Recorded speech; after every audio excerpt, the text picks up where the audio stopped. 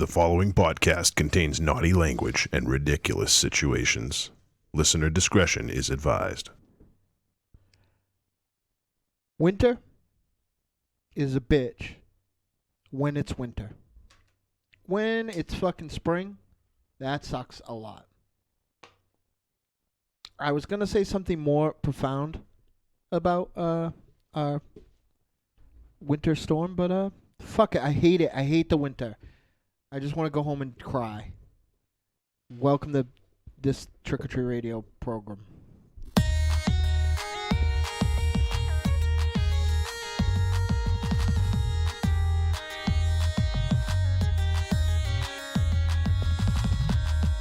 Welcome all you little zombies.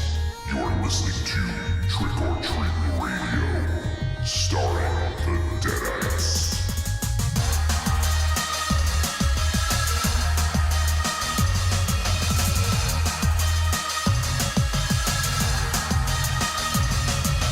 Welcome to episode 242 of Trick or Treat Radio. Trick or Treat Radio is a phantasmagorical spin kick straight through the heart of pop culture, navigated by the Deadites. The Deadites are the world's greatest electroshock band. We destroy monsters, we drink booze, we win championship belts, and we also film movies with our buddies. Yeah, we do. Faux show. So we'll talk about that. We have a lot to get to tonight, though, so I don't want to dilly-dally too much, as they say, Raven Shadow. Do they say that? All the time. They were saying that on the set. Do you dilly-dally? I did. I had text to come outside.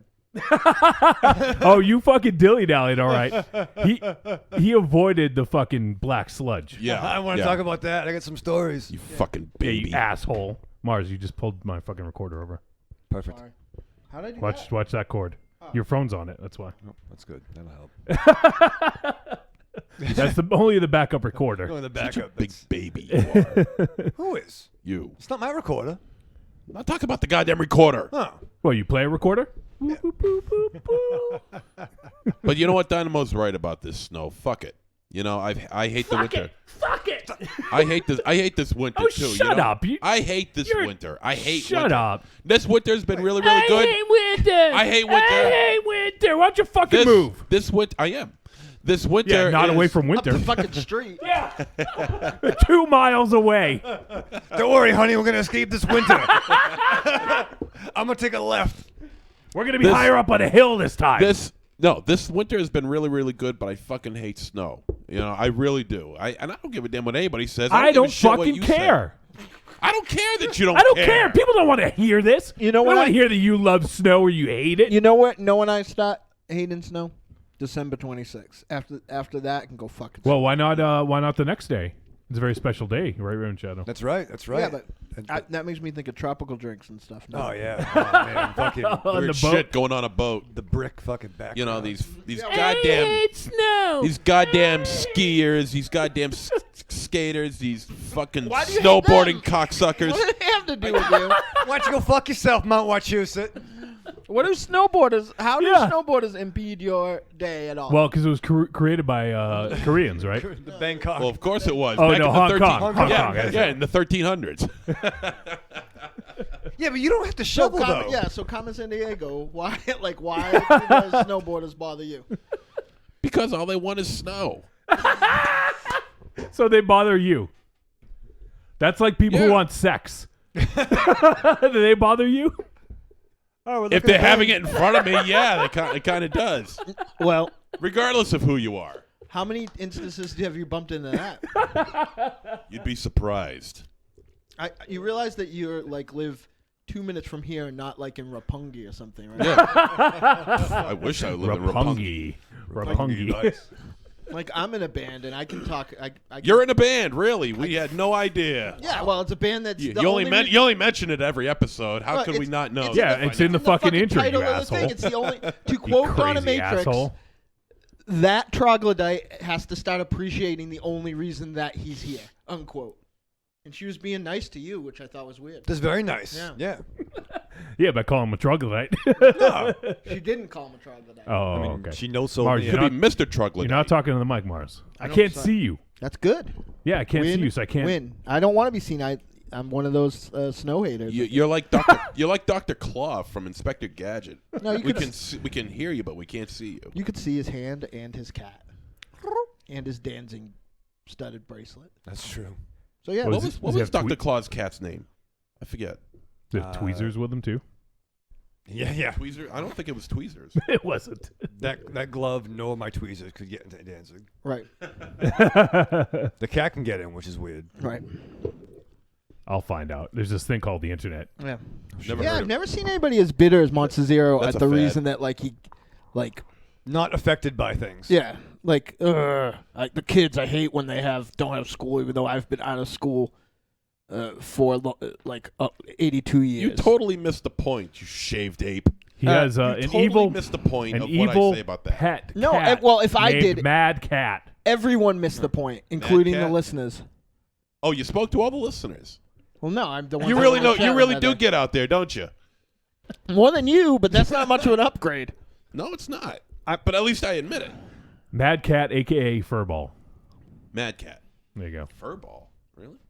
That's what the fucking internet says. Oh, yeah. Well, always believe what it says on the internet, right? Wow, you fucking on a fucking.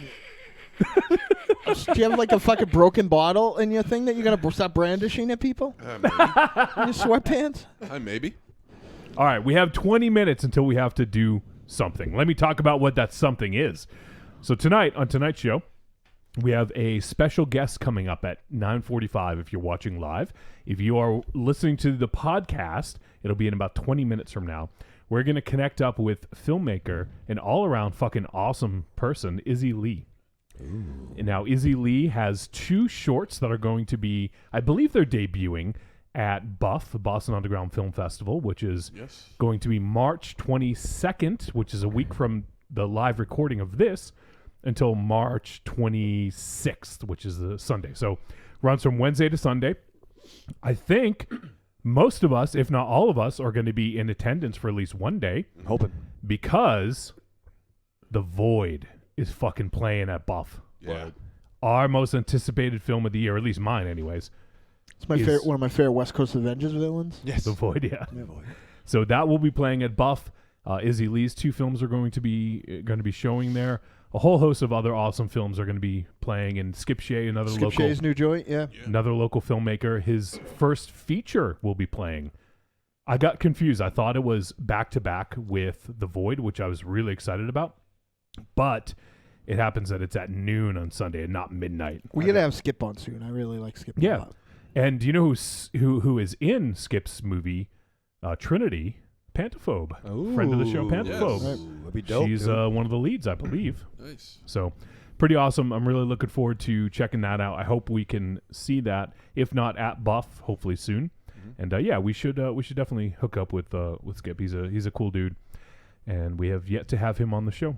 He's got some pretty cool stuff out there. Another gentleman whose content belies his Yes. very nice, Yes. cordial demeanor. A lot of the people that we know are very nice, but they're sick fucks. Yep. Looking at Artistically. you. Looking at you, Nothing wrong Corando. with that. Yes. Definitely nothing wrong with that. No, definitely not. Absolutely. Unlike MZ, who is a sick fuck and a bad person. Thank you. You're a nice man. Thank you. He's a nice guy. I don't think so.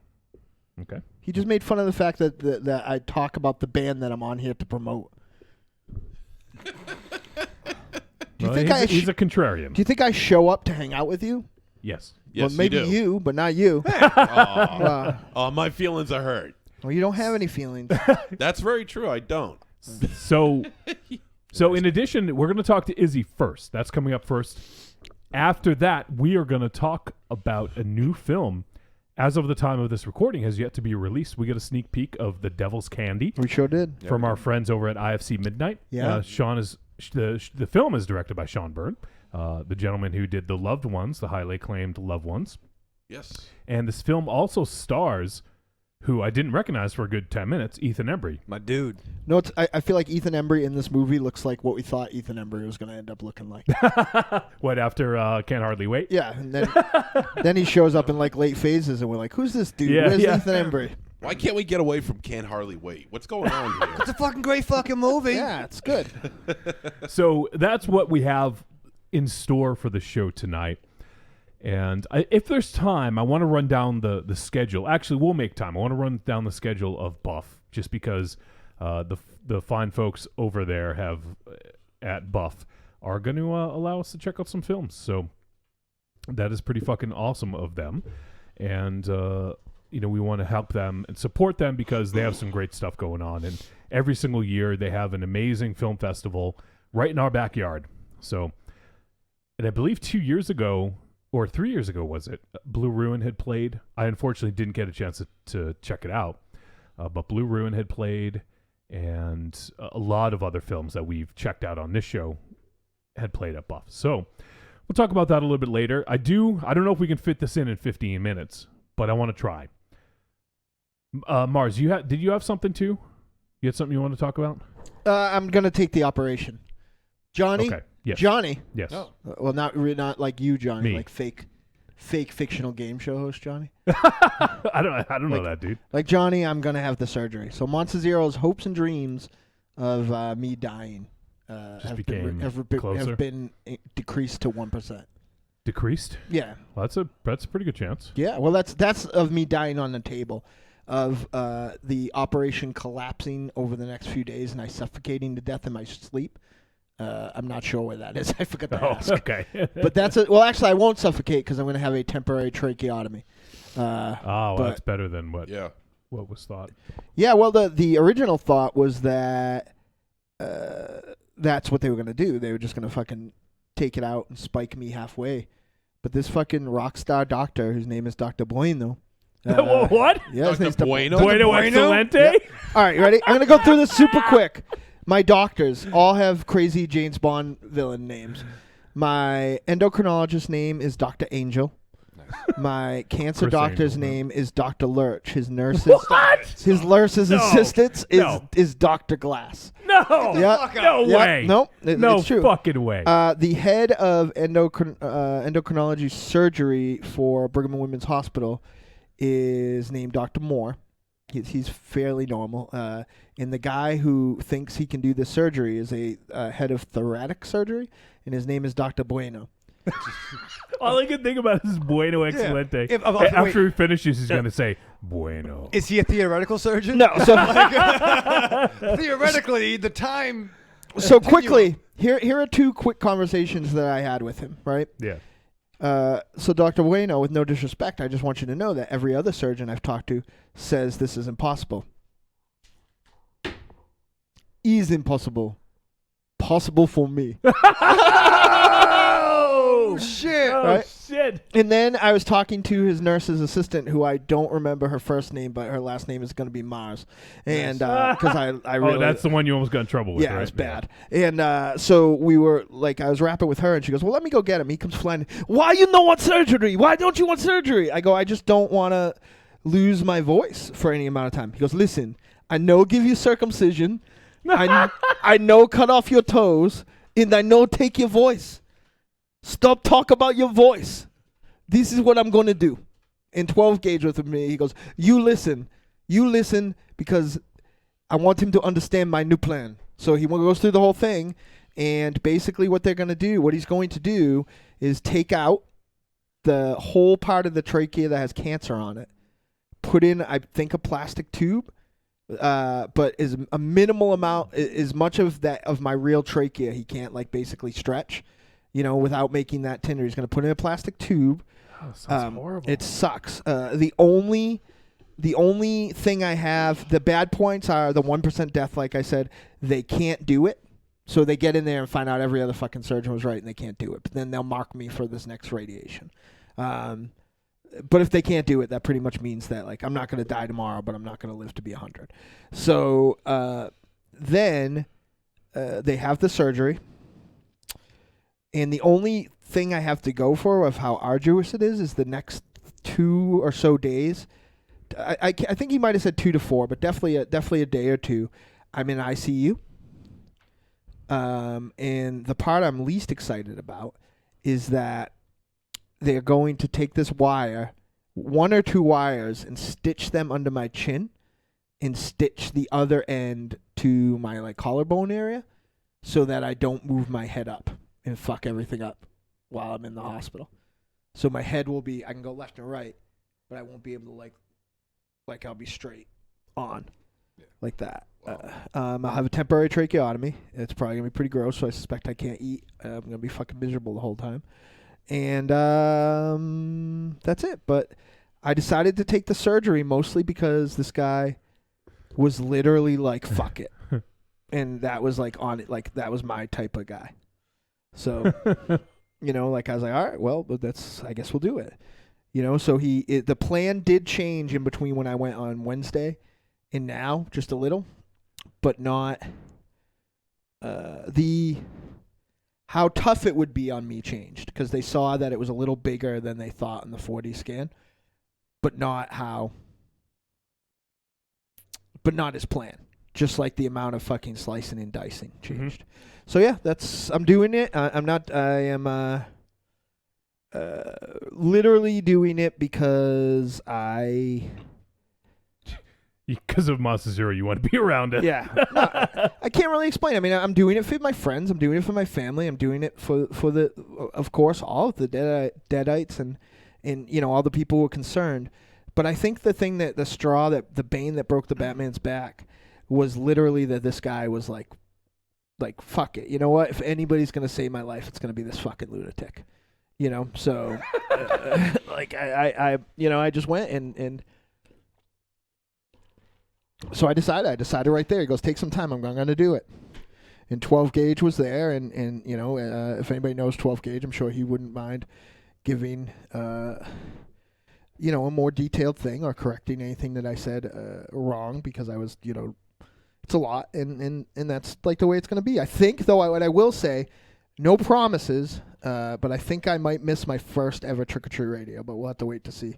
The operation is going to be a couple, 2, 3, 4 weeks, and you know, then I'll be, you know, I don't think this is an instance that I will have surgery and then be clumping up the stairs 5 hours later like last time. So I think that, you know, this dude does surgery on Wednesdays and Thursdays, and he thinks I'm going to be in the joint for about a week. So, all right. Well, I'm glad to hear it, man. I'm glad you're taking the fucking plunge. But I will tell you this: if ST plunge, if he fucks up my vocal cords, you're gonna kill him. Oh, you're all gonna you will learn what a supervillain is like. Because all these people, and I love you all, who are like, oh, you'll do some different art.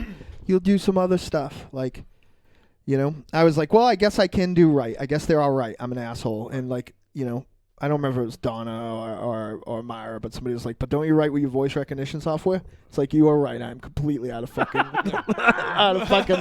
business. No, you hire someone to edit. How do I say it to them? Who do I speak to, though? You type it to them. Yeah. You text it to them on your new phone. I don't remember if you remember the last time you actually saw anything I texted, but it's like honestly like a Monster Zero outro review. That's fair. Like I can understand it because I know what I'm trying to say. Like I understand his outro reviews because I love him and I sat with him through the review, but most of the time if I didn't, I'd have no idea if it's going to be a trick or a treat or he liked it or he hated it. That's called suspense. All right, in the chat room here, we have Creepy Girls hanging out. She says it's 30 degrees in Florida. And then she also said, you sound like Dynamo. You sound like Dynamo, Wolfie? What? I sound like Dynamo? You can be his new you could be the new Dynamo.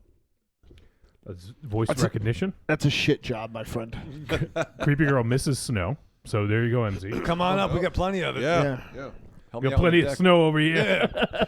Yeah. Do you hate the rapper Snow, Monster Zero? Informer. I don't even know who that is. Transformers. Nope. Boom boom day. Yeah, Audubon's the same as Decepticons. They're more than meets the eye. Nope. Megatron's the leader of the gun. You don't know that? No. I made those lyrics up, but that's really pretty close to what he said. I got your iron hide. If I found out right now that that's what he was saying, I would be not surprised because I have no fucking clue. So Drive Jack and Mark's hanging out. He says, do you guys have daylight savings over there? Because it's been a 12 start for me. Now it's back to the beach, to the old 11. Yes. Yeah. We did have daylight savings a few days ago. Yeah, So Sunday. Yeah. He made it sound even more complex than it is, though. Like do they have metric daylight savings over there or something? He also says, give a shout to Corny. He just listened to all my relationship problems. Love that dude. I fucking love Corny. Yeah, big ups, Corny. And then he also says, you will live to be 1,000, Mars. I really hope not. If today is any indication, and my fucking phone and shoveling out MC 900-foot Ronsky out of like the Great Wall of China. Yeah, if you live in the city and they tell you to park on one side, that's a fucking big joke because what they do is the plow comes and they completely cover your car. Yeah. We were digging for like 10 minutes before we realized that wasn't even Ronsky's car. Guy came out, thank you. Yeah, thanks. We had to come out. You know, it's a fucking mess. Creepy Girl also, I think this may have been a Freudian slip. She says, yes, we have DSL. She meant daylight savings, DLS, but she said DSL. I think she's thinking of MZ. I was thinking of her internet service, but all right. Why, she got good internet? Apparently. She gives good internet. Yeah. That's the new euphemism right It's there. true. MZ gives good internet. Me and Raven Shadow shared 22 Scorpion Bowls this Oh, weekend. my Lord, it was flowing. We have 5 minutes, by the way, just letting you guys That's know. all. That's the whole story. If you can talk about the mandate. I drank so many fucking Scorpion Bowls that I had to pee every 10 minutes. It was terrible. I broke my That's bladder. really not a good barometer, Bars. Yeah. Why? Because who knows? Maybe your bladder's fucked up. And they were big, like Doctor Doom style goblets. Yeah, it was like, good. We had a great waiter who was very told us how to. The waiter say, someone's going to die tonight, man. Yeah, we had Find the Dynamo talked me into having the buffet on that level. I hadn't been to that level before.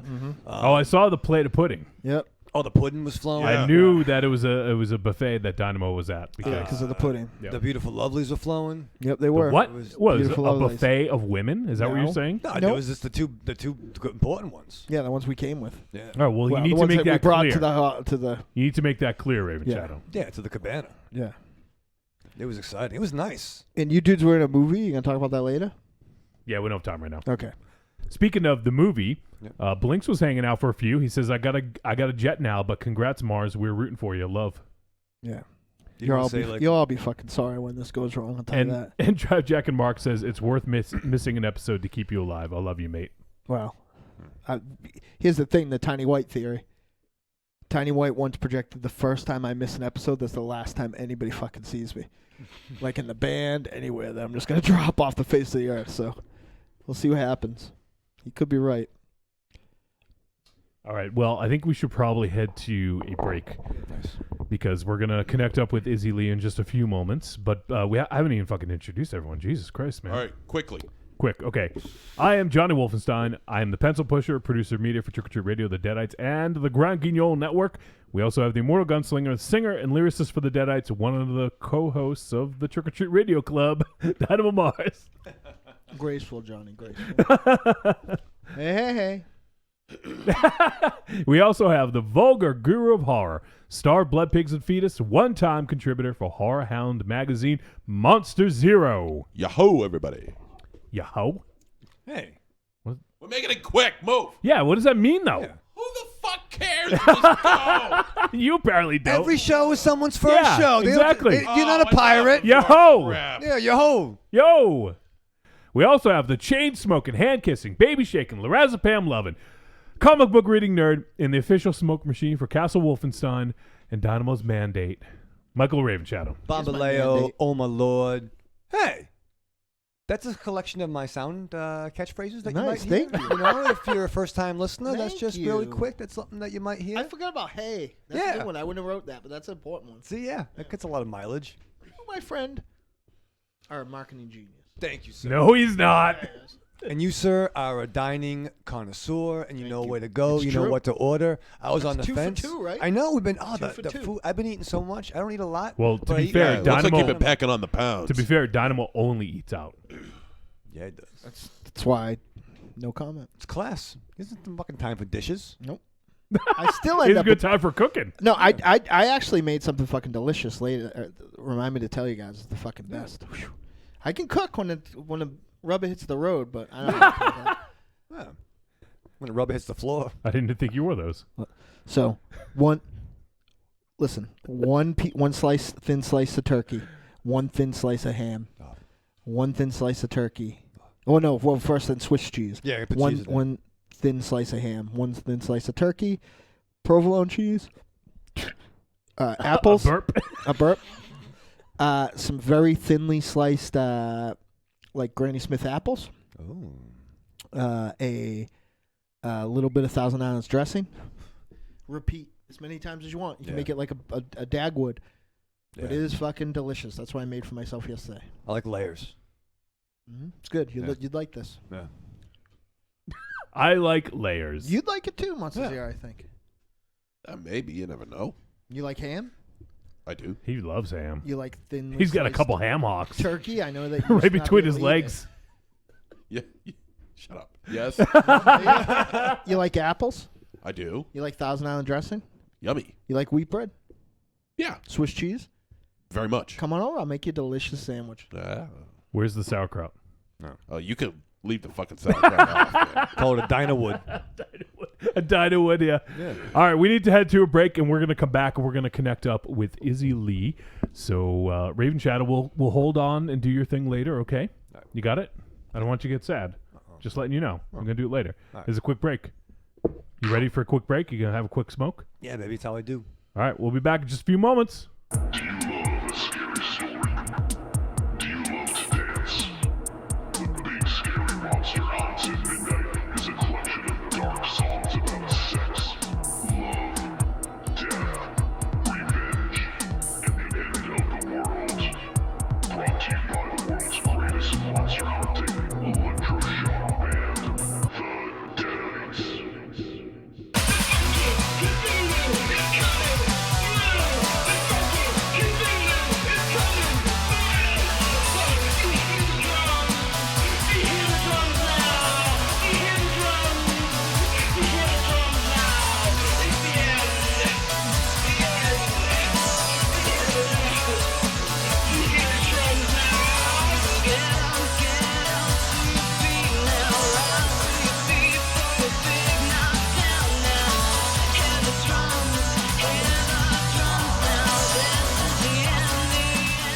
Available on iTunes, Google Music, Amazon, CD Baby, and all other digital distribution sites.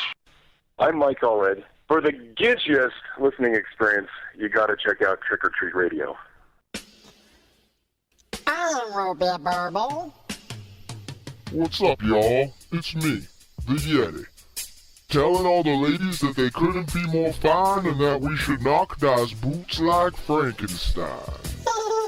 When I want to get my nerd on, I go to Facebook and I go to the Trick or Treat Radio Facebook group.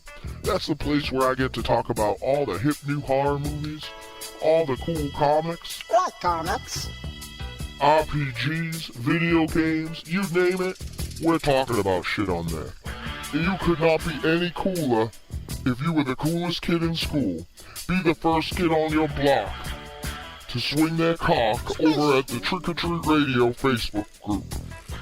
Just go to Facebook, search for Trick or Treat Radio, ask to join, and it's like Nerd Nirvana, baby, without the shotgun blast. This is the Yeti, signing out. See you at the Trick or Treat Radio Facebook group. Follow us on Twitter at The Deadites, TheDeadites.com, and TrickOrTreatRadio.com.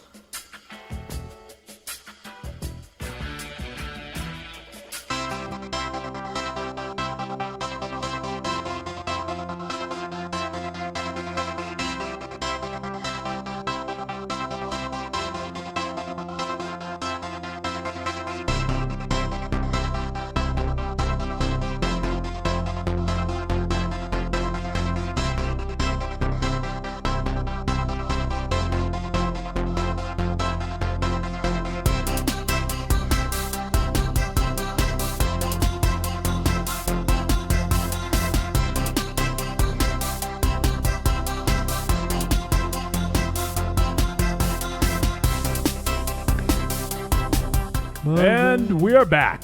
Are you going to sing? No, What? because I sing poorly. I do like that song, though. That's a good song. Tiny did a good job. It is good.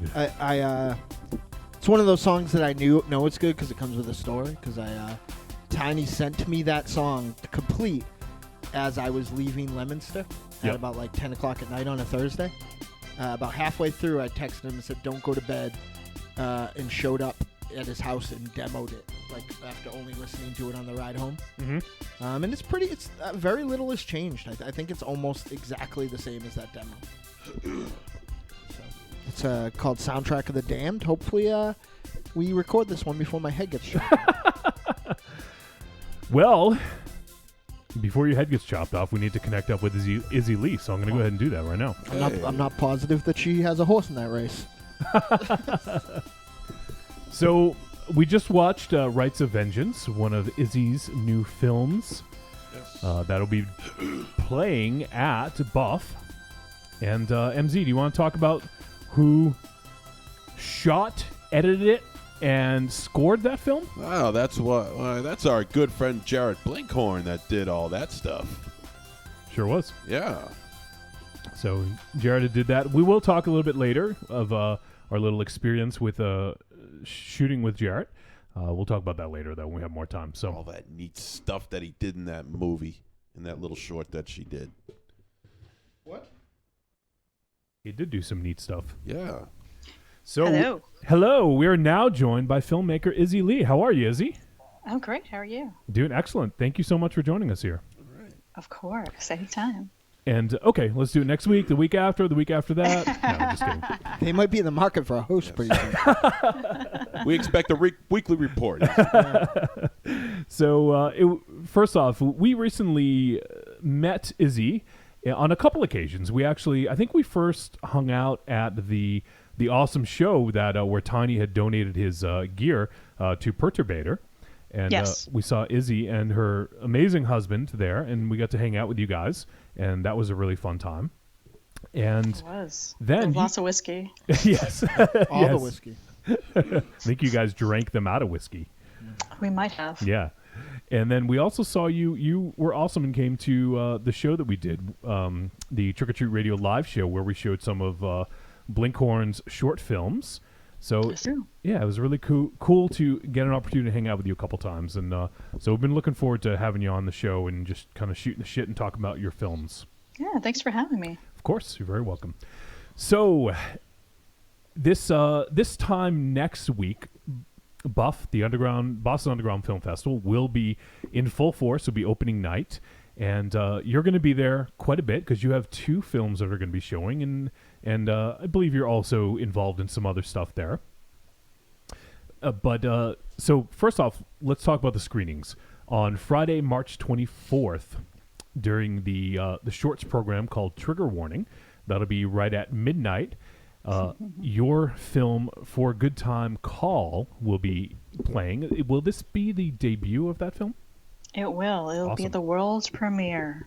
The world premiere, which that's super cool. So if you would, do you want to talk a little bit about that film?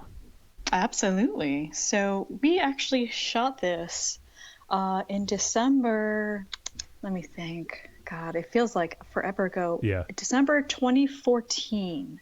Oh, wow. Okay. Yeah. Well, here's the thing. It was supposed to have gone into an anthology. Oh, and right. I don't know that said anthology will ever see the light of day. Gotcha. And that's kind of happened with Innsmouth. It's happened with For a Good Time Call. It's happened with, just all of them, basically. Yeah. A Favor was the third one. And so I said, look, guys, to my producers, who are also friends, I said, if this is not going to happen, I'm going to pull it and I'm going to release it because I really I need to get something new out. Yeah. And they were like, yeah, that's totally cool.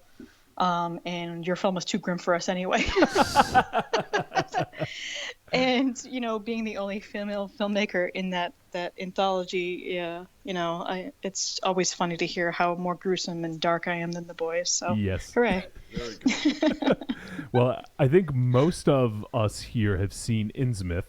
So speaking of grim and dark, Monster Zero had just watched it Yes. a couple days ago, right, MZ? I did, yes, on Shudder. Yeah, it was an eye-popping good time, right? It was, yeah. It sure was. That one, I think it scarred me for life, Izzy. I'm so sorry, not sorry.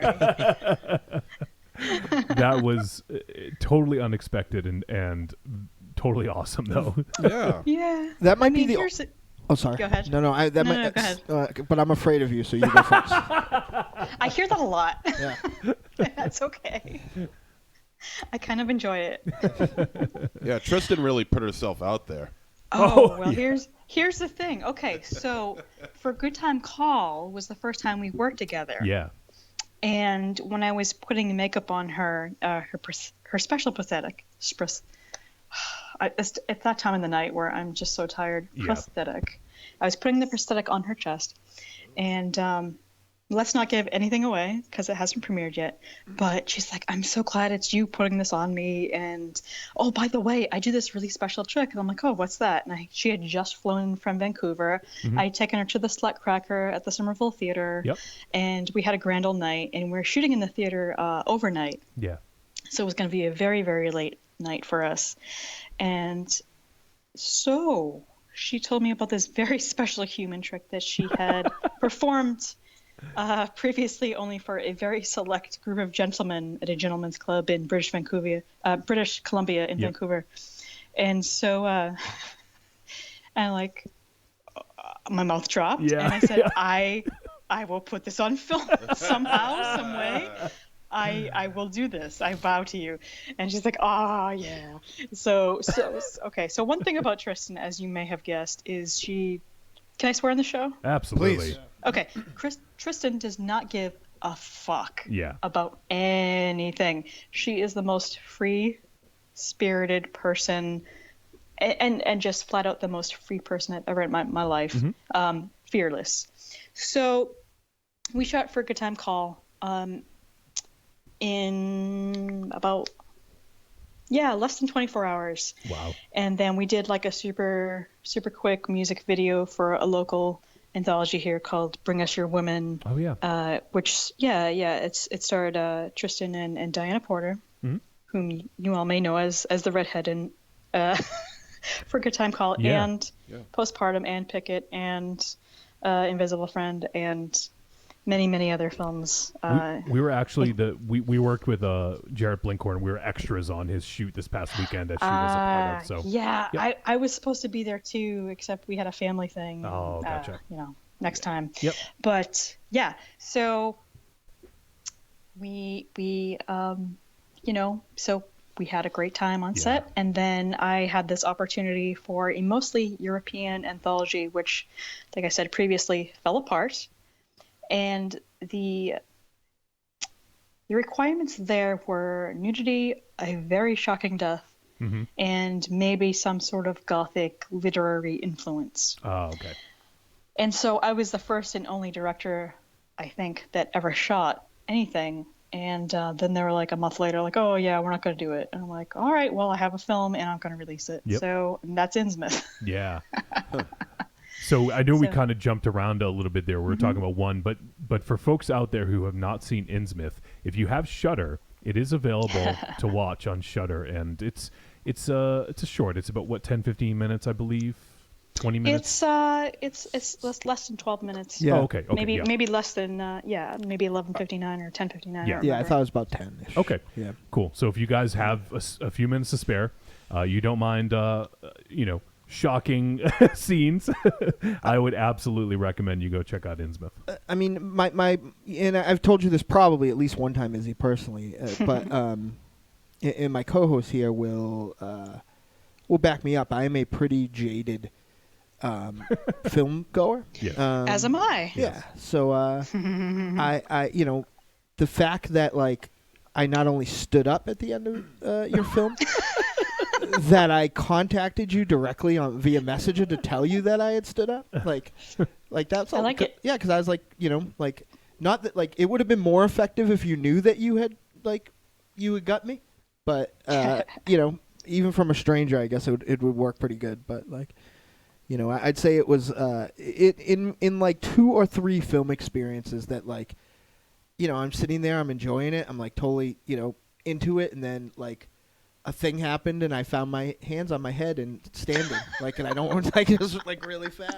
I don't know how Like 1 minute I was sitting down comfortably, and the next minute I was standing with my jaw. Well, I've done on the my floor. job then. Perfect Right. work. So yeah, like if that is not an endorsement to you guys, our listeners, the Trick or Treat Radio heads, like I don't know what is, because you know that I'm every single week I'm like, this is boring. I hate movies. Well, that's what happens, when you're a horror addict your whole life and you've been watching films your whole life and you're waiting for things to surprise you and rile you up and make you feel these crazy adrenaline and it just even any feelings, you know what I mean? Right. I get it. I totally get it. Yeah, absolutely. And that's why it did the same thing for me as well. Completely shocking. Didn't even know that was in the cards. And yeah, so. Yeah, I didn't spoil it. Yeah, no, we're not going to spoil it. I was bugging people to watch it, but I didn't spoil it. Yeah. So everyone out there should definitely go check out Innsmouth if you have Shudder. And if you don't have Shudder, you should get Shudder because it's pretty awesome. Thank you. So, all right. So we were talking about For a Good Time Call. Yes. Which I'm glad we did that kind of, side road there to talk about Innsmouth because I definitely wanted to touch on that. But so we're actually watching right now. We're watching For a Good Time Call in studio just to kind of because not everyone had seen it, so I want these guys to see. But so this one was originally going to be for an anthology that kind of fell through. What was sort of the, if you can even say, what was the idea behind the anthology for this? Was there any criteria that you had to basically fit in, or was this pretty much all your own original creation? No, the only thing criteria-wise was it had to be sort of underground and grimy. Okay. And that was about it. I contacted my friend Chris Halleck, who's a great writer, journalist, film programmer at Buff now, and we've collaborated on several projects together. I said, hey, do you happen to have anything that I can send this producer script-wise? I'm in LA. This was my first trip out there, and I had a meeting with him. We were old friends. I've been a programmer at Boston Underground previously in a past life, and so I'd known my producer from that. Yeah. Because I'd played his films and I'd seen him at festivals and blah blah blah. So Chris sent me a couple of scripts, and For a Good Time Call, I loved it. So it was just so fresh. It was so different. It was topical. It was socio-political, which is something I really dig if you know my work. Yeah. And there's a revenge element, which I really like. Yes. So it ticked off all the boxes for me. And I said, I think I'm going to have to make this. And my producer okayed the script. And I went ahead and I flew in Tristan and I shot it. And the rest is history. Yeah. And so that was the first time you would work with Tristan, I believe you just said. So was she sort of a first pick, like I got to work with her, or was it someone who recommended her? She was my first pick. Yeah. I had met her originally at Fantastic Fest, where she was there with the Saskia twins for ABCs of Death 2, and I had met her and hung out with her a little bit. Yeah. And I had really liked her in American Mary. Yeah. And I liked her. Yeah. Yeah, she was amazing, like the psychotic Betty Boop, right? Absolutely, yeah. And I'd liked her even more in person. I'm like, yeah, like we're definitely going to work together. I don't know when, but let's make it happen. And she's like, fuck yeah. So we've worked together a couple of times, and anytime I'm able to cast her, I will, because she's awesome. Yeah, absolutely. And I know she's been doing a lot of stuff recently, so she seems like she's certainly keeping busy. Absolutely. Which is she's great. totally in demand. It's crazy. Yeah. It's great. So this film here, for the folks who want to check out For a Good Time Call, if you are anywhere near Boston, or if you want to make a trip up next week, it'll be playing on Friday, March 24th in the Shorts program. That'll be around midnight. So definitely check that out. It looks like, I don't know if they're going in order here, but it's the third one listed. So, I think so, yeah. Okay, so it's trigger warnings. And I want to do a quick shout out and thank Diana for, giving me that anger that I craved so much on screen. She did an amazing job on that. And for Sean Carmichael, who plays Alex, my lead, and who is the douchiest douche bro that ever douched in that role. Like, he's like, oh my God, everyone's going to hate me. I'm like, I know, but you're so good at it. And thank you. Yeah. So, yeah. And so I believe, those two will be there. Tristan probably, unfortunately, won't be able to make it. Yeah, But yeah. Well, that's very cool. So, looking forward to. I'm hoping I can make that one as well. I'm trying to plan out my schedule now, but I'm looking forward to checking out a lot of these shorts. And so, your other short is going to be playing on, I believe, if I have the time right, Sunday at noon. Yes. And it is playing correct. just before Skip Shea's feature film debut.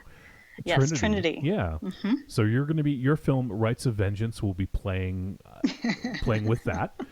And Yes. we talked a little bit about that because our buddy Jarrett obviously had shot, edited, and scored it. And if you would just talk a little bit about Rights of Vengeance. Absolutely. Well, Jared is a fucking superstar. Yeah. I want to put that out there, and you guys know that already. Yeah. But We're engaged.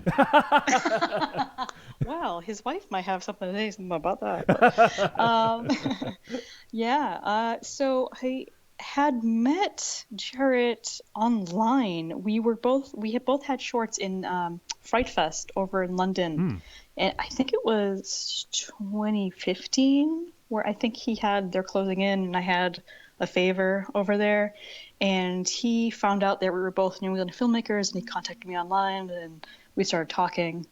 And then we both found out that we were both going to Fantastic Fest. He was going for the Mind's Eye, Yep. and I was going there as press. And so we ended up being on the same flight, and it was hilarious. Nice. And yeah, and then we ran into each other at a couple of other film festivals like Ithaca, Fantastic out in New York. And I've been wanting to collaborate with him for a while. So the time was suddenly right. And I said, hey, dude, I had the script. What do you think? He's like, fuck yeah. And I'm like, great, let's do it. I'll book everything. And so basically the film is less than 5 minutes long. Yeah. It has no dialogue. And it is about a trio of nuns who discover a priest has committed a variety of very egregious sins. And they decide to take justice into their own hands. So yeah, I mean, it's a vigilante film, and it's I want to say as a society we crave vigilante films because we're not able to enact justice in our daily lives. There's so many injustices throughout the world, in the workplace, getting cut off on the road, at work, whatever. Just listen to the news. That's crazy. So I think it's an acceptable form of entertainment. I see nothing wrong with that. People be mad about trailers. All that stuff on the news. Or spoiling a 40-year-old movie. Yeah. Snow. Snow. I'm mad at the snow. Too. Yeah. Vigilantes hate snow. I don't know if you've ever picked up, but our co-host Monster Zero is the crankiest human being on the face of the earth. And is often belligerently angry at things that don't have it's anything New to do England. with him. How is he not belligerent? It's true. Right? He's more belligerent than most, that's for sure. You're only saying that because it's true. But no, I think and once again, we'll kind of tiptoe. I don't want to say too much about Rights of Vengeance because it hasn't played yet. But this one was very gratifying, and I could see a feature of this, and Thank you. I would love to see more of these. I want a fucking TV These show nuns. with these nuns. Yeah, Running amok, Dude, never me giving too. a fuck. like Switchblade Sisters style. Yeah. Yeah, like the N women or something. Like, Yeah. That would be amazing. fuck shit up. Switchblade Sisters for the 21st century. I want them to go to Great. fucking Washington, fucking fix some shit. Right? God, who doesn't? Yeah. Send them Well, if in. anyone out there is listening that has lots and lots of disposable income, Yes. please let me know, and I will make that happen. Absolutely. We haven't been known to have those kind of listeners, but but if they are listening Yeah. to this episode, then definitely give Izzy a call because I understand. we want this film. It's completely outrageous. If I can sidebar for a second, I'm a big fan of yours, Izzy, and like Oh, thanks, man. Blinks and our really great mutual friend Andrew Willanen and Skip Shea. Like, Yes. I don't know that people know like what's bubbling just not very far either beneath the surface in Massachusetts, New England, Boston, for lack of a better way to put it right now. But like, it's Sure. pretty like I don't know, like it's pretty impressive, you know, and pretty mind bending. Like to know that there is like listen, we do where we live on this show is right at that cusp of VOD horror, right? So we Sure. watch obviously a lot of anthologies, and like you know, I'm not modest about like where all of the people that I just mentioned rank versus ones we have to watch like week after week with an emphasis on the have to, and like it's just it makes me like almost like sports like proud, if that makes sense, like Yeah, that sure, there's of this course. great group of like Boston filmmakers that constantly I'm just waiting for the next thing and the next thing, Yeah. and like it's awesome. I'm inclined to agree. Yeah.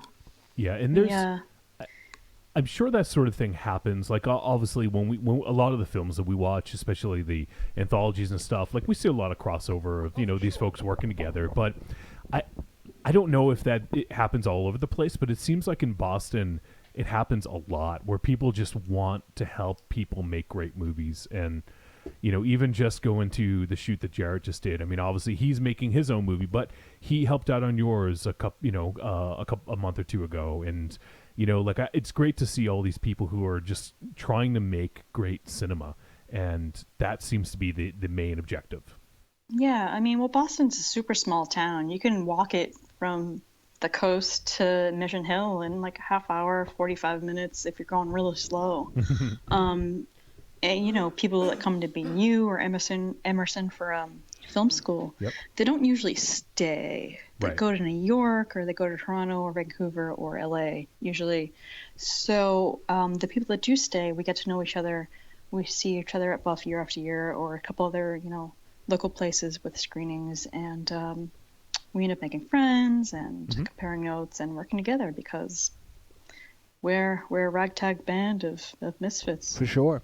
And that's the other thing that's refreshing about it too, is like since we've been doing this show, we've met a lot of people from like the East Coast, but they for the most part live on the West Coast. Yeah, yeah. You know what I mean? So like, the Sure. fact that for the time being right now, this is a very local, almost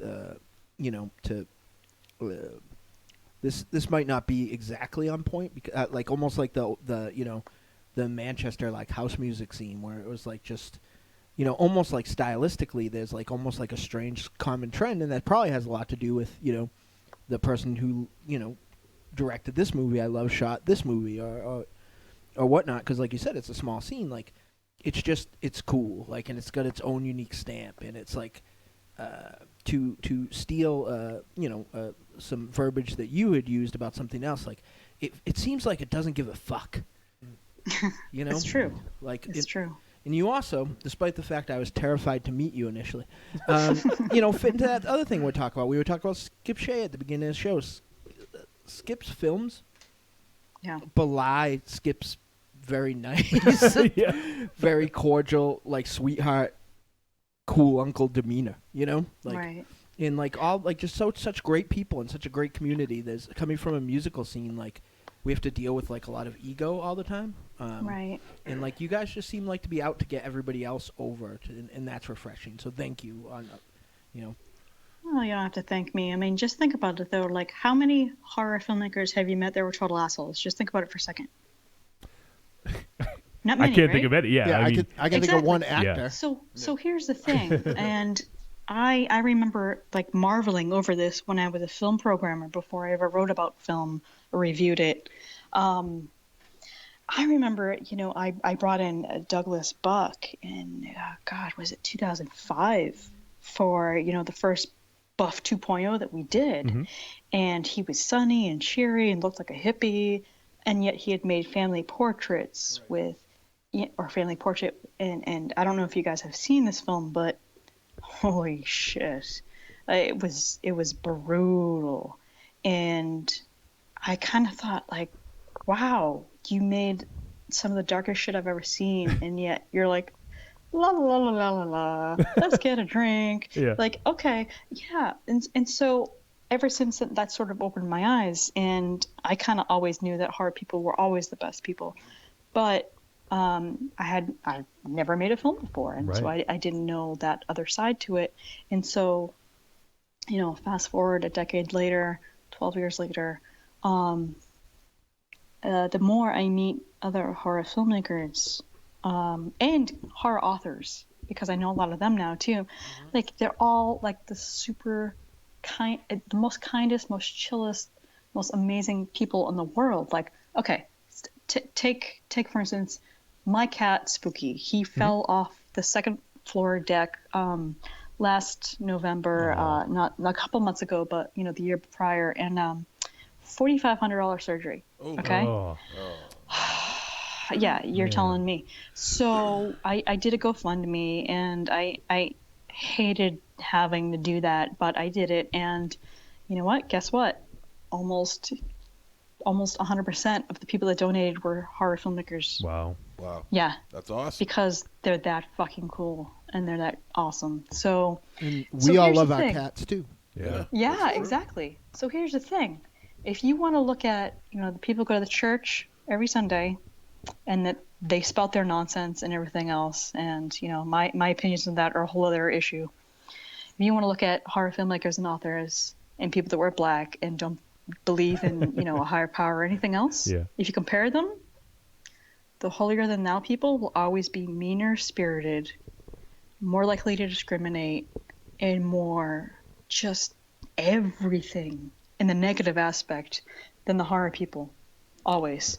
And I think it's because we can get out our demons and we can exercise them, and we just go on with our lives. Yeah. That is so true. Praise hail Satan. Hail Satan.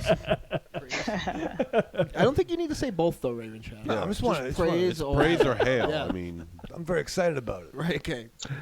Yeah. You're getting there. I'm getting. Is it here? Yeah, you're absolutely right though, because when you ask that question of how many people do we know in horror who are like bad people, we've over the course of almost 4.5 years or so on this show, we've interviewed a bunch of filmmakers. I can't. I mean, granted, just talking to them, like it's just a 45 minute to an hour hangout with them, but I think you do get a sense of who they are and what kind of person they are, and every single one of them has been top notch, and it's it's really pretty awesome to see. And I don't know what it is. It's just Well, my other theory on that is not only do we get out, the creepiness in our head and let that be, and then we go on to be spectacularly well adjusted, is I think that most of us were probably made fun of pretty terribly growing up.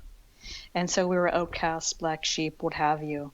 And that probably made us all the more human to other people, because we would never want to treat other people like that, right? Right. Not me. Who would make fun of somebody with the last name Mars? That never happened at all. Not even one time. I hear you. Yeah.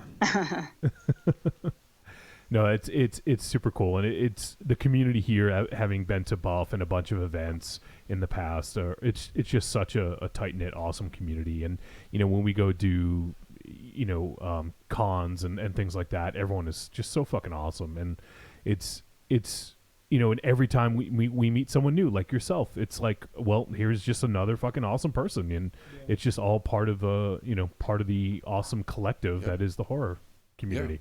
And it's growing.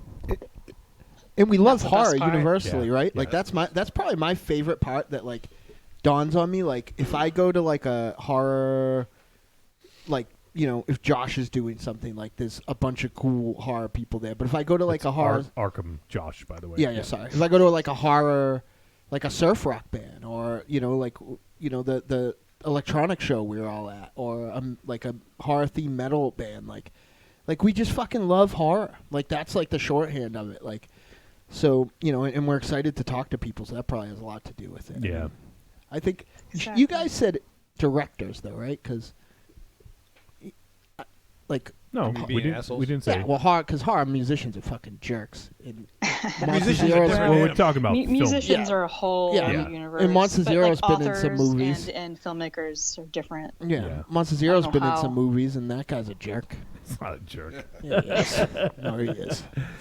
I would be remiss if I didn't ask about Nevermore, because that was something you did a few years ago, and I know you just in reading some interviews and stuff, that you're pretty ecstatic to have been Yep. able to work on that. So I was hoping you could talk a little bit about your role in Nevermore. Yeah, sure. Yeah, it's awesome to hear that question after, God, what was it like? How many years ago was that? 2.5, 3 years ago? Yeah. I don't even remember. Yeah. I think it was 2014. Yeah, it was, yeah. So I had seen Nevermore up at Fantasia in 2010, and I had met Stuart Gordon and Dennis Paoli, respectively, the director and writer of Nevermore, and of course, Reanimator and From Beyond and Right. Dagon. And so I had met those guys on my birthday, believe it or not, Oh, and nice. that was super Nice. cool. Yeah, it was just like a super cool Yeah. thing, and yeah, so they were given like a Lovecraft masterclass up there, which was hosted by a friend of mine, and they were also doing Nevermore per Fantasia, and they had done a small little tour. They had done it in Fantastic Fest out in Austin, and I think maybe Washington and New York, a couple of cities, and so one of the things that kept me less lonely as a child was Poe. Right. And I mean, as a child, I mean like a grade schooler, reading his works in school. And we, in particular, had one field trip up to, I want to say, the Palace Theatre in Manchester to see, a couple of collected works of Edgar Allan Poe performed live. And I was just so blown away. I mean, I had grown up watching, Mystery Theater on PBS hosted by Vincent Price. Yep. And I had watched all his adaptations, produced by Roger Corman, the old school AIP pictures. And I was just, oh my God. So it was like, Poe, I love you. So I had met Brian Moore, who is a sculptor, at the 2013 Necronomicon in Providence. Yeah. My friend Jovanka Vukovic was down there as, a guest of the festival, and she was, involved with the project as well. And then so I hung out with her and I met Brian, and shortly thereafter he said, hey, I want to do a Poe bust of Poe for Boston. Are you interested in helping me? And I'm like, fuck yeah. Yeah. I didn't even think, no, it was just, no afterthoughts, nothing. Poe, yes, fuck yes. So yeah, and I said, okay, so I know you know Jeff Combs and Stuart. Yes. So any chance you think we could get them up here to do Nevermore? Because I've been dying to bring that play to my city since Fantasia, because it's incredible. And so we had discussions, and, 6 months later we made it happen. So it's, it was a lot of hard work, but I'm incredibly proud of that night on Halloween 2014 at the Somerville Theater. It was just, Jesus, a fucking dream come true to have that here. Yeah. And it was one night only, right? It was just the day that the bust was revealed. Is that? Yeah, we did the bust on the 30th at the Boston Public Library, and then we did the next night. It was Halloween. Okay. I think it was a Friday and a Saturday, respectively. And yeah, I mean, it was a lot of work. Yeah, I don't know if I'll ever produce a play again, but it was incredible. Did any of you guys get to see that? Or? Unfortunately, no. I heard about it like the day after. So I think we had a, Yeah. we friend had a of mine show. went to go see it, and he loved it. Oh, that's right. Yeah, we had a show. We had a show that night. Yeah, Okay, yeah. that's what it was. Because yeah. I know we were without, because one of our keyboard and saxophone players told us to go fuck ourselves and went to Nevermore. That's right. Yeah. So I know you know Kevin Barbary. So Yeah, yes. I do. So he is Yeah. he is a member of our band, and he said he wasn't playing the show. He went to Nevermore. And Yeah. And later we Yep, found he out. was there. He was on the list. Yeah. And later we found out what it was that he went to. We're like, oh, that's cool. Like, and then later we're He like, didn't tell you? Oh, man. I think we were probably too busy getting ready for the show and didn't even like think to look into it. But yeah, I was, and he actually gave us some posters from it. Yeah, I have the afterwards. poster. Yeah. I have the poster on my wall in my writing. That's area, awesome. so, yeah. It's a sweet poster. Sure So is, there's yeah. the poster for the bust project which Graham Humphreys did, and then there's the Nevermore art print which I commissioned Phantom City Creative out of Toronto for, and that was also sublime. Yeah. Yeah, it was a really cool poster. That must have been such a cool experience. And even if that's the only time you do a play, that's a hell of a bullet point to have in your resume. Thank you. Yeah, battle scars. Yeah. So here's I saw, remember Birdman? Yeah. And everything that went wrong, and I'm like, I saw that film, and I'm like, oh no, it's too soon. Yeah. No more place for me. No more place. Yeah. So how was it working with Jeff Combs? Jeff is amazing. Yeah. I don't understand how he can memorize an hour and a half. That's crazy. Of monologue by himself and then just perform it with that intensity. Yeah. It's insane. Yeah. It's so impressive. I don't even have words for it. Jeff is one of those rare actors that can just emote so strongly that I mean, the idea of him playing Poe, I mean, it's not a new idea. He's done it before, but and he's always done a fantastic job. I wish I would have caught this. I know, right? This show, I really do. I have a friend that went to go see it, and he was blown away by I it. heard it was incredible. One of my biggest regrets, I don't think it was that time, but it was some other thing that Jeffrey was around for. I was on vacation. Yeah, it was definitely not, because I was on vacation. I came back, and my comic store's answering machine is still in the answering machine era, had 12 messages on it, and I just kept pressing it, and it was just people oh, where are you? Hey, I'm out with Jeff. Oh, where are you? I just delete. What is fucking happening? I'm is that Kevin? What's going on? I delete. And I just kept, hey, and then just heard somebody else. I'm that sounds familiar, but I don't know who that is. Delete. Right? And then later on that day, Kevin came in oh, we were all hanging out last night. Yeah, it's you and some fucking Jeff guy. There's 400 messages on my phone. And he's just kind of aloof. He goes, yeah. So probably 3 years later, he's well, you could have hung out with me and Jeffrey Combs, but you guys weren't around. I'm wait, I beg your pardon? He's yeah, we called and we left messages. And I was I fucking deleted. You're that's the Jeff? Yeah. Jeez. So I fucking blew it. And I could have had some Jeffrey Combs drunken belligerents on my answering machine. I know. Just kept it. Yeah, we could have those. Yeah. But I handled my answering machine with the same disdain I handle voicemail messages. Normally around the time that people say, hi, this is, and I'm from, I've already deleted it. I'm yeah, I don't want to. That should teach you. Yeah, I know, right? Well, normally it's I'm from here and you owe me money for something. Oh boy. And I'm I can't do it. Well, I don't know what happened after I left, but I never saw Jeff drunk once. So. Well, I've seen Kevin drunk plenty of times. So I well, maybe Kevin was putting you on. Who knows? Yeah. That's very possible.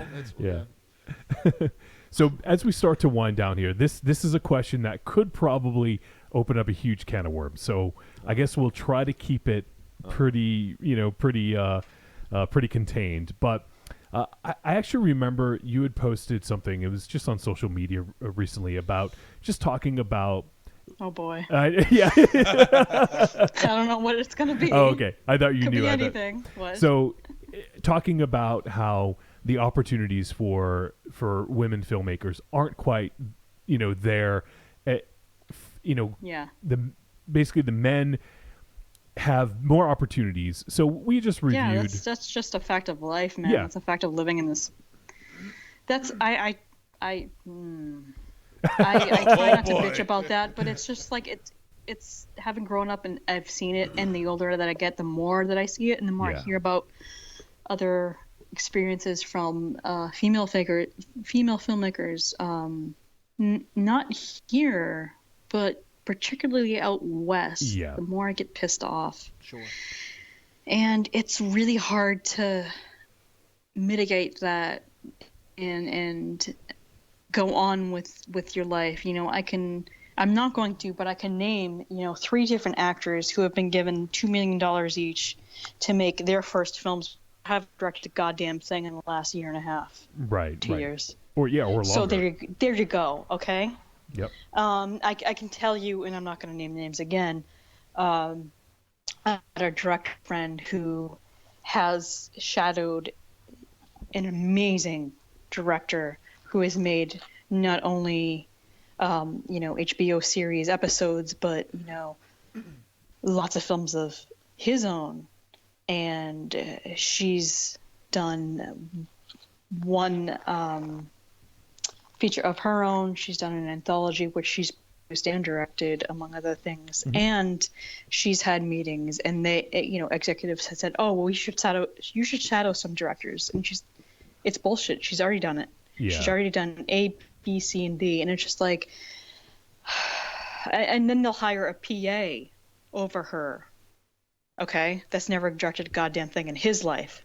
Right. So there you go. Those are just examples off the top of my head that I can think of.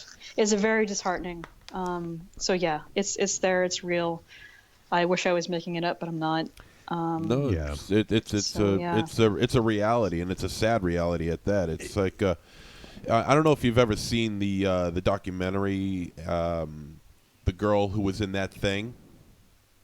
I have not seen that. No, it's basically centers around 6 or 7 different actresses and the hell that they have to go through in order to get roles, and the shame that they have to put themselves through in order to be noticed in the industry, and it's just like that, and it's a riveting documentary. I strongly suggest you hunt it down. It's called That Girl in That Thing. The Girl Who Was in That Thing. Yeah. I'm gonna look that up. Yeah. Have you seen it, Dynamo? Yeah. I think that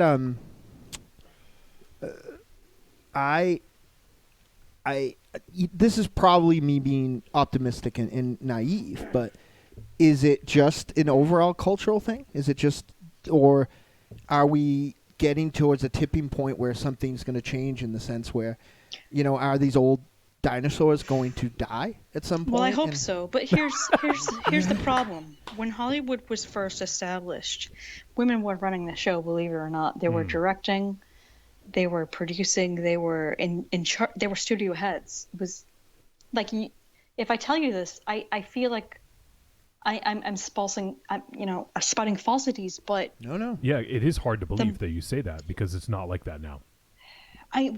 That's exactly the thing. Yeah. It's like the guys found out that this was a thing and it was awesome and people were making lots of money, and they took it over in patriarchy.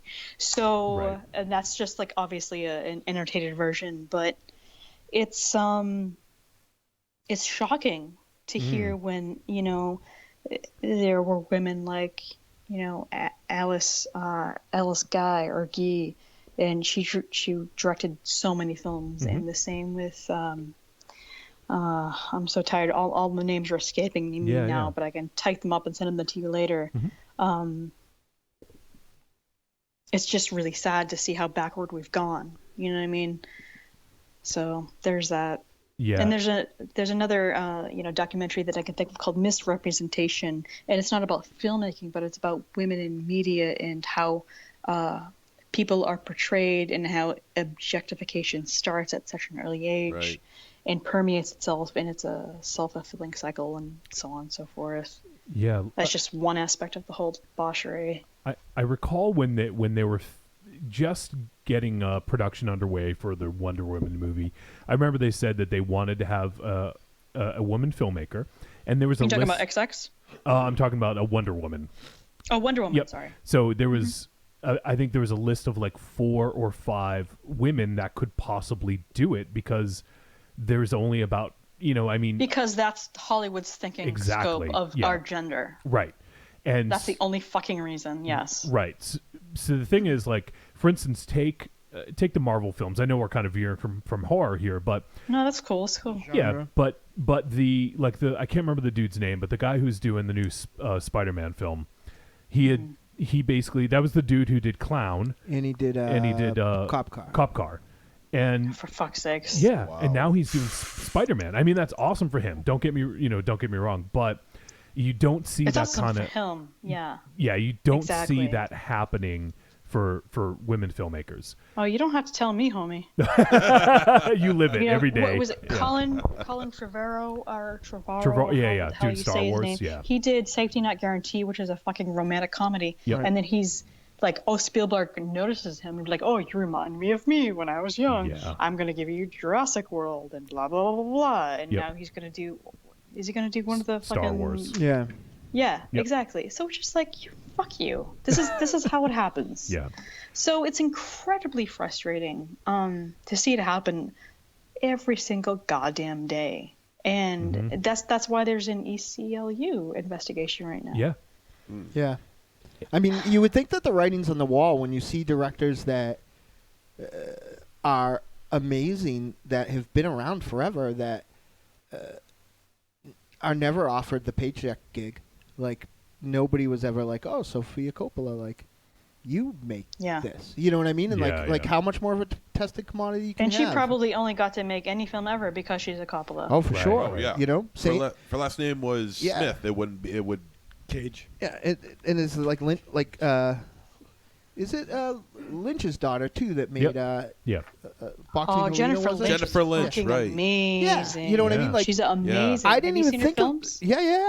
I didn't even Holy think of shit. that when I brought it up, but like She's you're so you're fucking 100% right. Like the only reason that they're even on the stage at all, you know, even if they're on the still stuck at the kids table, I guess, is because of what their name is. Yeah. Like it is. I mean, it is. I fight with my friends a lot about tribes and stuff like that, and how it kind of in a socio-political way. Like I feel like our consciousness of our sex and these other things sometimes politically hold us back, but in the film industry, it's ridiculous. In the you know what I mean? It's amplified beyond belief. It's not even. It's not even like if you're like somebody like me that, you know, will always look on the, like even when we talk about the Jurassic Park guy, like, you know, like I liked all those movies. You know what I mean? I liked Clown, and I get happy when people are working. You know what I mean? I liked it. Let's not go too crazy. Sure. But So I don't, you know, I don't disparage any talented filmmaker, male or female, from their success, but what I see is just so disheartening. Yeah, and it's undeniable. Everybody. It is completely, like, at least in the music industry, like it casts such a weird wide net, and there's so many different ways to get like your music out and stuff like that. That, you know, the lines are a little more blurry. You know what I mean? Like, but in the film industry, it's almost, the film industry is set up like if you could only put your music out on iTunes. Pretty much, you know, like, so it ends up being like, you know, there is a hierarchy to it still. So it's like, it's undeniable. Like even the most jaded, even if you put across the most sexist person, you know, in the whole entire world, I can't imagine that they would deny it. It's undeniable. Like look at the movies. I saw 4 movies in theaters this week in a multiplex, and they were 4 theaters by gentlemen. Of course. So it's, you know, it's just so I'm glad there's an investigation, like, because it's so fucking weird. It's like, I can't believe it's 2013. That's like a nice thing, but at the same time, it's such an old boys club at this point from, you know, the 30s or 40s on. Yeah. I don't know that I have much hope for it to change. Now, I mean, if it wasn't for Catherine Bigelow, the she's movement everybody's on favorite to you know. The movement on everybody's women favorite to directors. name in anything. Sure. But it's like, you know, she's there a was a good billion director. people I mean, before her. Right. She's just the famous one and the only woman that's ever been nominated for Best Director and ever won it. Hurt Locker, right? Was that? Yeah. Is that what it was? Hurt Locker. Yeah. Yeah, which was a great flick. Yeah, and also, like, you know, but again, I mean, if we're talking about it's not necessarily nepotism. Like, she was kind of the lady that was part of the boys club too. You know, like with that whole group of young filmmakers that kind of came up at that time. You know, Scott and Tarantino and all those guys. So, but I think, you know, at the end of the day, like, it's just so bizarre to me that in enlightened society, someone can even pretend that it's not a thing. You know, like it's I just agree. it's very very half weird. half of society is enlightened. Yeah, they kind of took a step back. Yeah. Brother. Well, no. Well, I mean, here's the thing. Like, that's 100% true, but not there, right? Like that's supposed to be the place. Like you know, like what color's that state if that's what you're talking about? But like, you know, it's just very very. I'm not saying I ignore it, and you know, obviously there's not too awful much that I can do about it except vote with my dollars. But it's definitely one of those things that I don't like to think about. Well, here's the thing: how can you vote with your dollars if it doesn't come a out? film made by a woman is not even in the multiplex ever? Never. You can't. Right. You can't. Yeah. You can't. And we reviewed XX a couple weeks ago, and the fact that it's an anthology, you know, entirely of women filmmakers is awesome. But the fact that they had to promote that really kind of emphasizes the fact that they're not getting the opportunities. And that was the one and only reason why they set out to make that film. Yeah. And that was I hate to use this word, but I mean that was its hook. That was its quote unquote gimmick. I hate using that word because it's not appropriate. And it's awesome that it was made, but the fact that was the gimmick shouldn't even be a thing because it's the fact that they're just, you don't see that. And we're in 2017. Yeah, exactly. So it's goddamn shame. It really is. And I know we could really spiral, out into this conversation, but I wanted to keep it kind of small because I know we certainly want to let you get to bed. I know you have a lot going on. So we'll kind of, I think we'll curtail the conversation there a little bit. But it is an interesting conversation and one that we could certainly have a much greater discussion of. Always. In the future, and I'm sure eventually, we'll definitely have to get you back on the show, and maybe we can hopefully have a checkup, and hopefully things will get better. But I don't see that coming anytime soon. We could talk about Doris Wishman. How does that sound? All right. I know you. I'm a big Doris. I know Wishman you're a huge fan. Yeah. I'm a big Doris Wishman fan. So. Good times. Next week at the Boston Underground Film Festival, Izzy Lee is going to have 2 of her films being shown. First up will be it'll be on Friday at midnight during the Trigger Warning Shorts program for Good Time Call. And then also on Sunday at noon, playing with Skip Shea's Trinity, is going to be Rites of Vengeance. Dope. And I imagine you'll probably be there most days, if not all the days. I will be there probably every single day. So if you guys get a chance to get out to Buff, definitely check out Izzy's films. Go up to her, say hi. She's very nice. She's not scary, as Dynamo tends to think.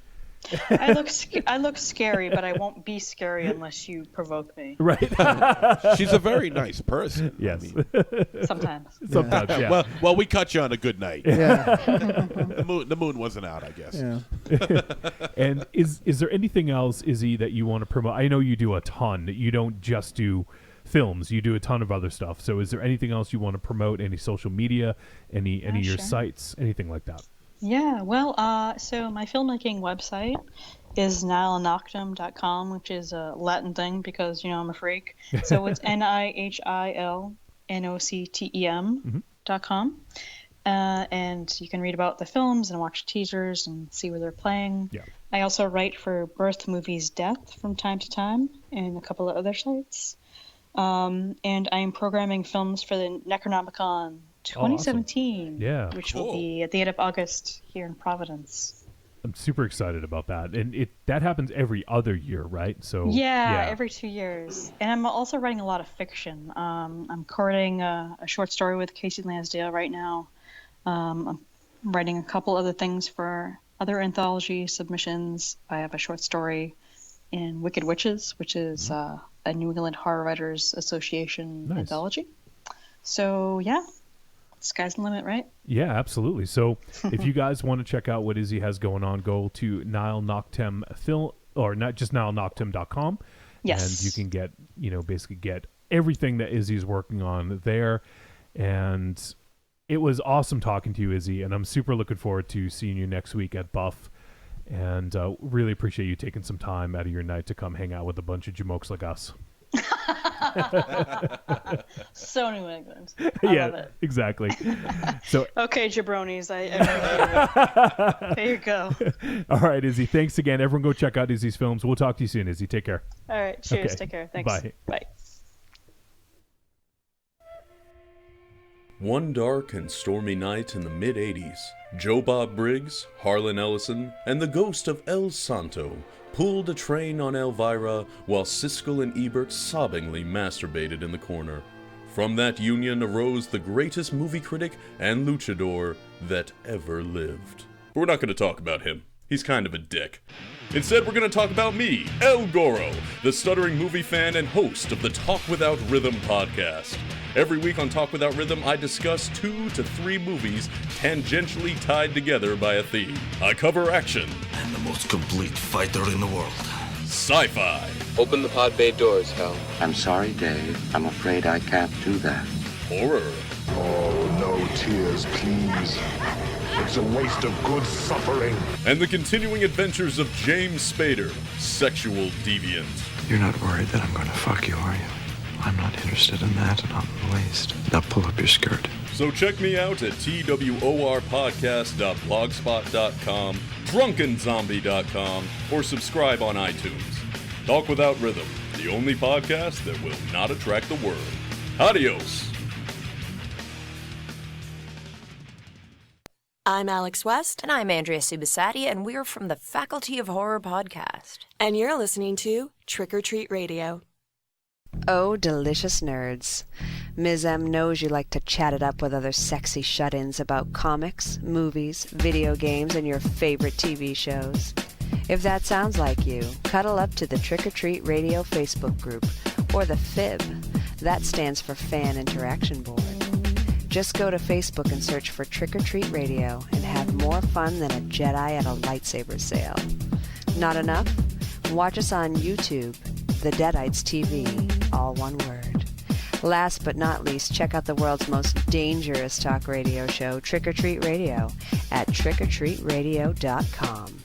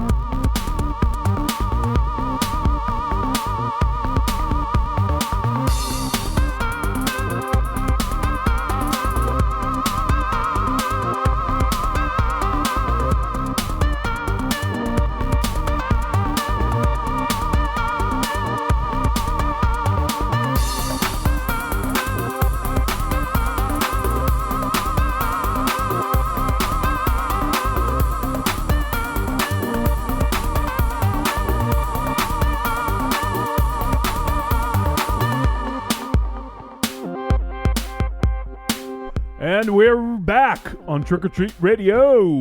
Hey, all right. Well, Izzy was fucking awesome as usual. Yeah, she's cool. Really awesome talking to Izzy. It's so funny because, like, to us, she's like the person we see at like Perturbator shows or just around, you know. So, but she's got some pretty big shit going on. Like she mentioned Casey Lansdale, and like it just kind of like. It didn't really register, and I'm like, oh, well, that's Joe R. Lansdale's kid, you know? So she's got a lot of really awesome stuff going on, and she's super, super cool person, and I'm hoping that she does get one of these opportunities to do a film one day, because she is a very good director and has a good sense of shock. Yeah, and I it just goes to show you, and it's the argument that I make all the time, and it's why I've kind of hung up my spurs in some instances, is that hard work does pay off, but it only pays off so much. You know what I mean? Yep. Like, so you can't just work hard when you know that, you know, like there's something in the distance. You have to work hard all the time, because it's the, you know, it's a cliche, but it's true. It's the you know, it's opportunity and ability. Yep. You know, like, but again, with what we talked about, you know, like there are just some instances and some people who are, you know, unfortunately for archaic reasons, fighting an uphill battle. Yeah. And it makes it like it's a paradigm that makes the whole entire world weird, because like, you know, you guys were talking about it as my bladder almost exploded and I almost peed all over the studio. That, you know, it makes it turns, you know, like it a group of directors get together for whatever reason, right? And then it turns into a marketing thing, right? Yeah. So like now it's like another it's almost a step forward that's a step backwards, I think, at the same time. because now your movie is looked at as a gimmick, as opposed to on people's directorial skills. But the reason that film got made like that in the first place is because these directors made their own opportunity, so it's very fucked up, and it like bothers me. It's one of those things we always talk about, Wolfie, with me, the Alice in Wonderland. Like, I think about it too much. Yeah. And it starts to really fucking frustrate me. It's like when we talk about the WWF. Like, it really makes me so upset that I can't. I start to, my gears start to whir and smoke starts to happen. So, and that's just one of those instances. Anyone who knows me knows that I am an advocate of just looking at people of who they are and the artists. So I'm not hardwired that way. Yeah. So if I'm seeing that inadequacy, and I'm like, like that, it's fucking big. It's big and wide and gaping. Ooh, so, wow! Jesus Christ, you guys fucking ruin everything. If it's big, wide, and gaping, we're not the ones who ruined it. You're Mr. Fucked Up. You guys are like Bobby Chains, like fucked up a free lunch. Is it moist? Yeah. Oh, come on! Can't hear you. That was the one that fucking. Yeah. Come on. What? That's your fucking partner. Jesus. Yeah. That was damn it.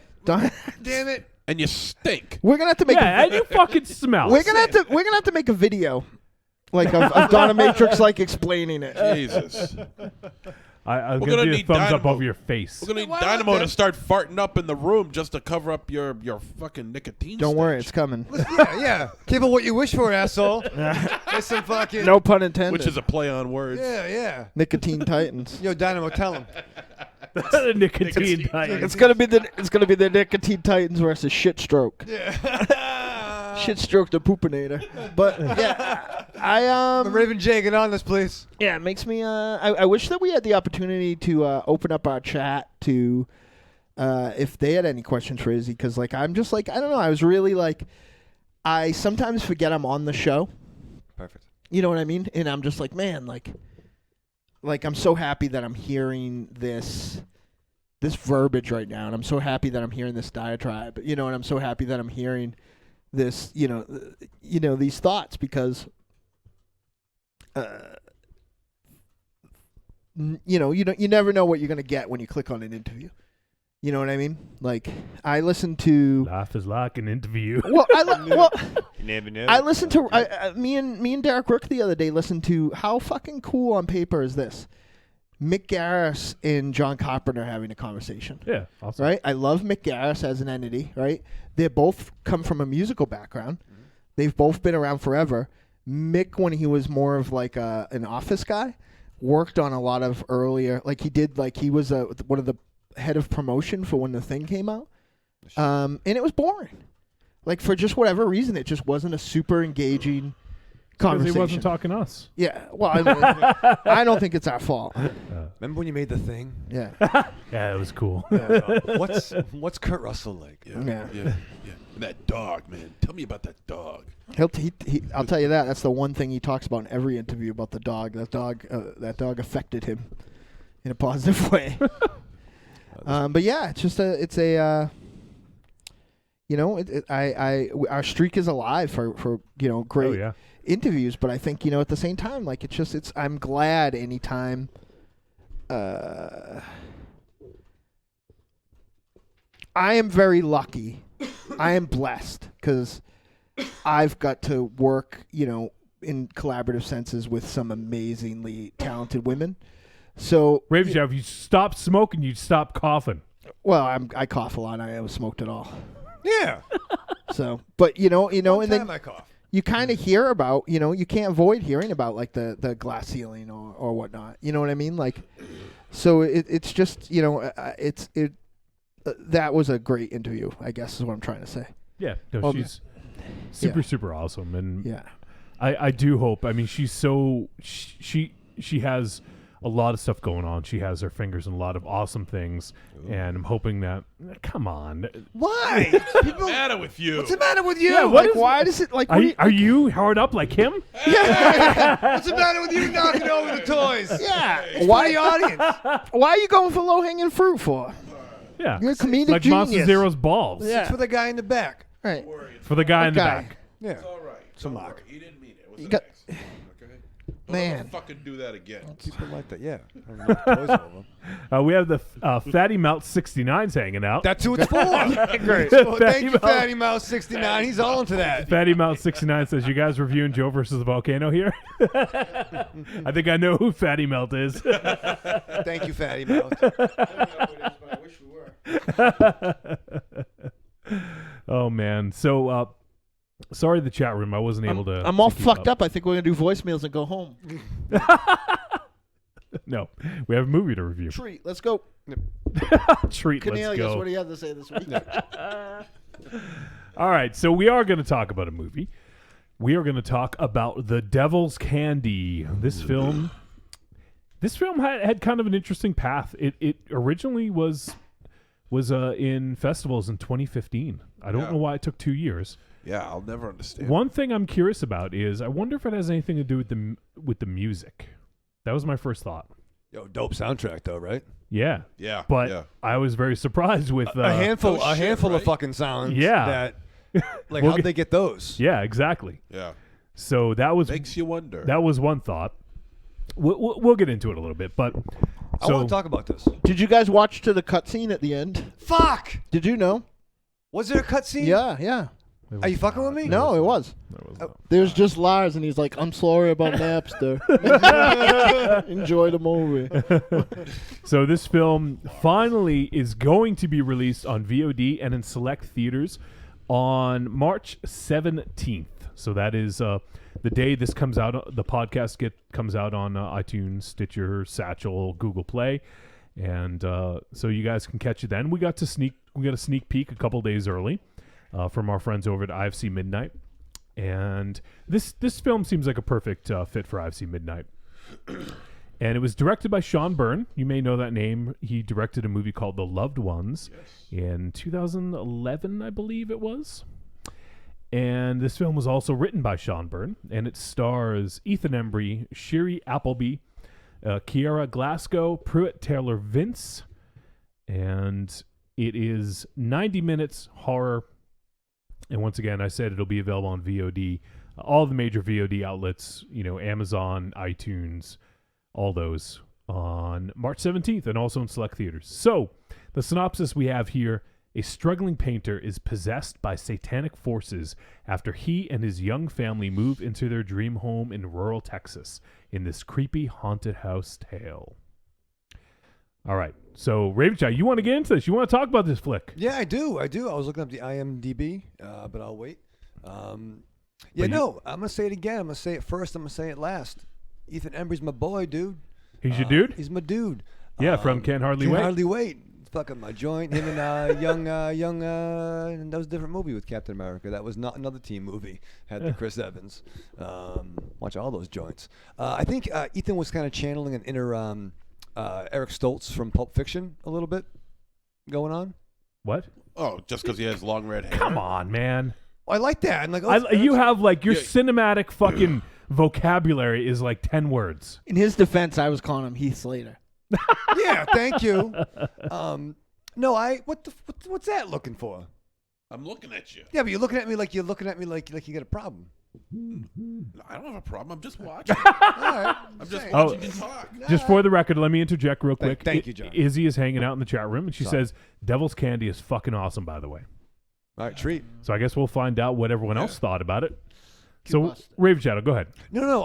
I think on one hand, it didn't quite reinvent the wheel. Oh no, nothing in this is original. Super original. No. What I enjoyed most were some of the character stuff. Okay, yeah. I liked the family. I liked. I didn't really expect that after the intro. I like the small things. I like that, and I wasn't sure the relationship till kind of the car ride. But I liked the fact that Ethan Embry and his daughter were totally into metal. It seemed like they had this weird. It's not weird. Oh, it's weird. Well, for me, it is. A great bond. It's weird to get along with your kids. Is that what you're saying? It's weird they had this bond that got to that point in the age. And the small things like, he was a struggling painter, and his daughter gave him a hard time for painting butterflies, but he's trying to put food on the table. Yeah. The wife. I think she was a stylist. Talked about having a salon, and it gave. This really hit home, didn't it? It did, yeah, a little bit. Shit, I just put it together. Yeah, I did around. Why do you suck so bad? Hey, I'm trying to put food on the table. Hey, I'm trying to fucking create something. Trick or Treat Radio. Stop getting picked up by the police when I'm at the movie showings. Art is a lot like healthcare, by the way. Yeah, I may have forgotten to pick people up once in a while. Once in a while. Because I was in a satanic trance. Is that the excuse you use? Yeah, it's like, listen, I'm sorry, dude. Satan totally got me, dude. Yeah.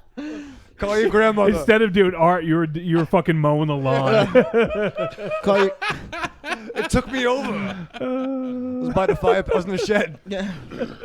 AKA studio. Yeah, you and Oliver were possessed. All right, so this one hit home for Raven Shadow. Got it. Yeah. Boy, did it hit home. Jesus. So we have the family. We have the artist, Jesse, who is played by Ethan Embry. Yep. Who, by the way, I didn't recognize him for a good 10 minutes. No, was he wearing a piece? Was he wearing a piece? Wearing a piece? Yeah. What do you mean? A wig. Yeah. Was that his? Of course he probably was. Who cares? Yeah, that's I don't know. I don't know if he was, because I feel like he looked like what I thought Ethan Embry was going to end up looking like.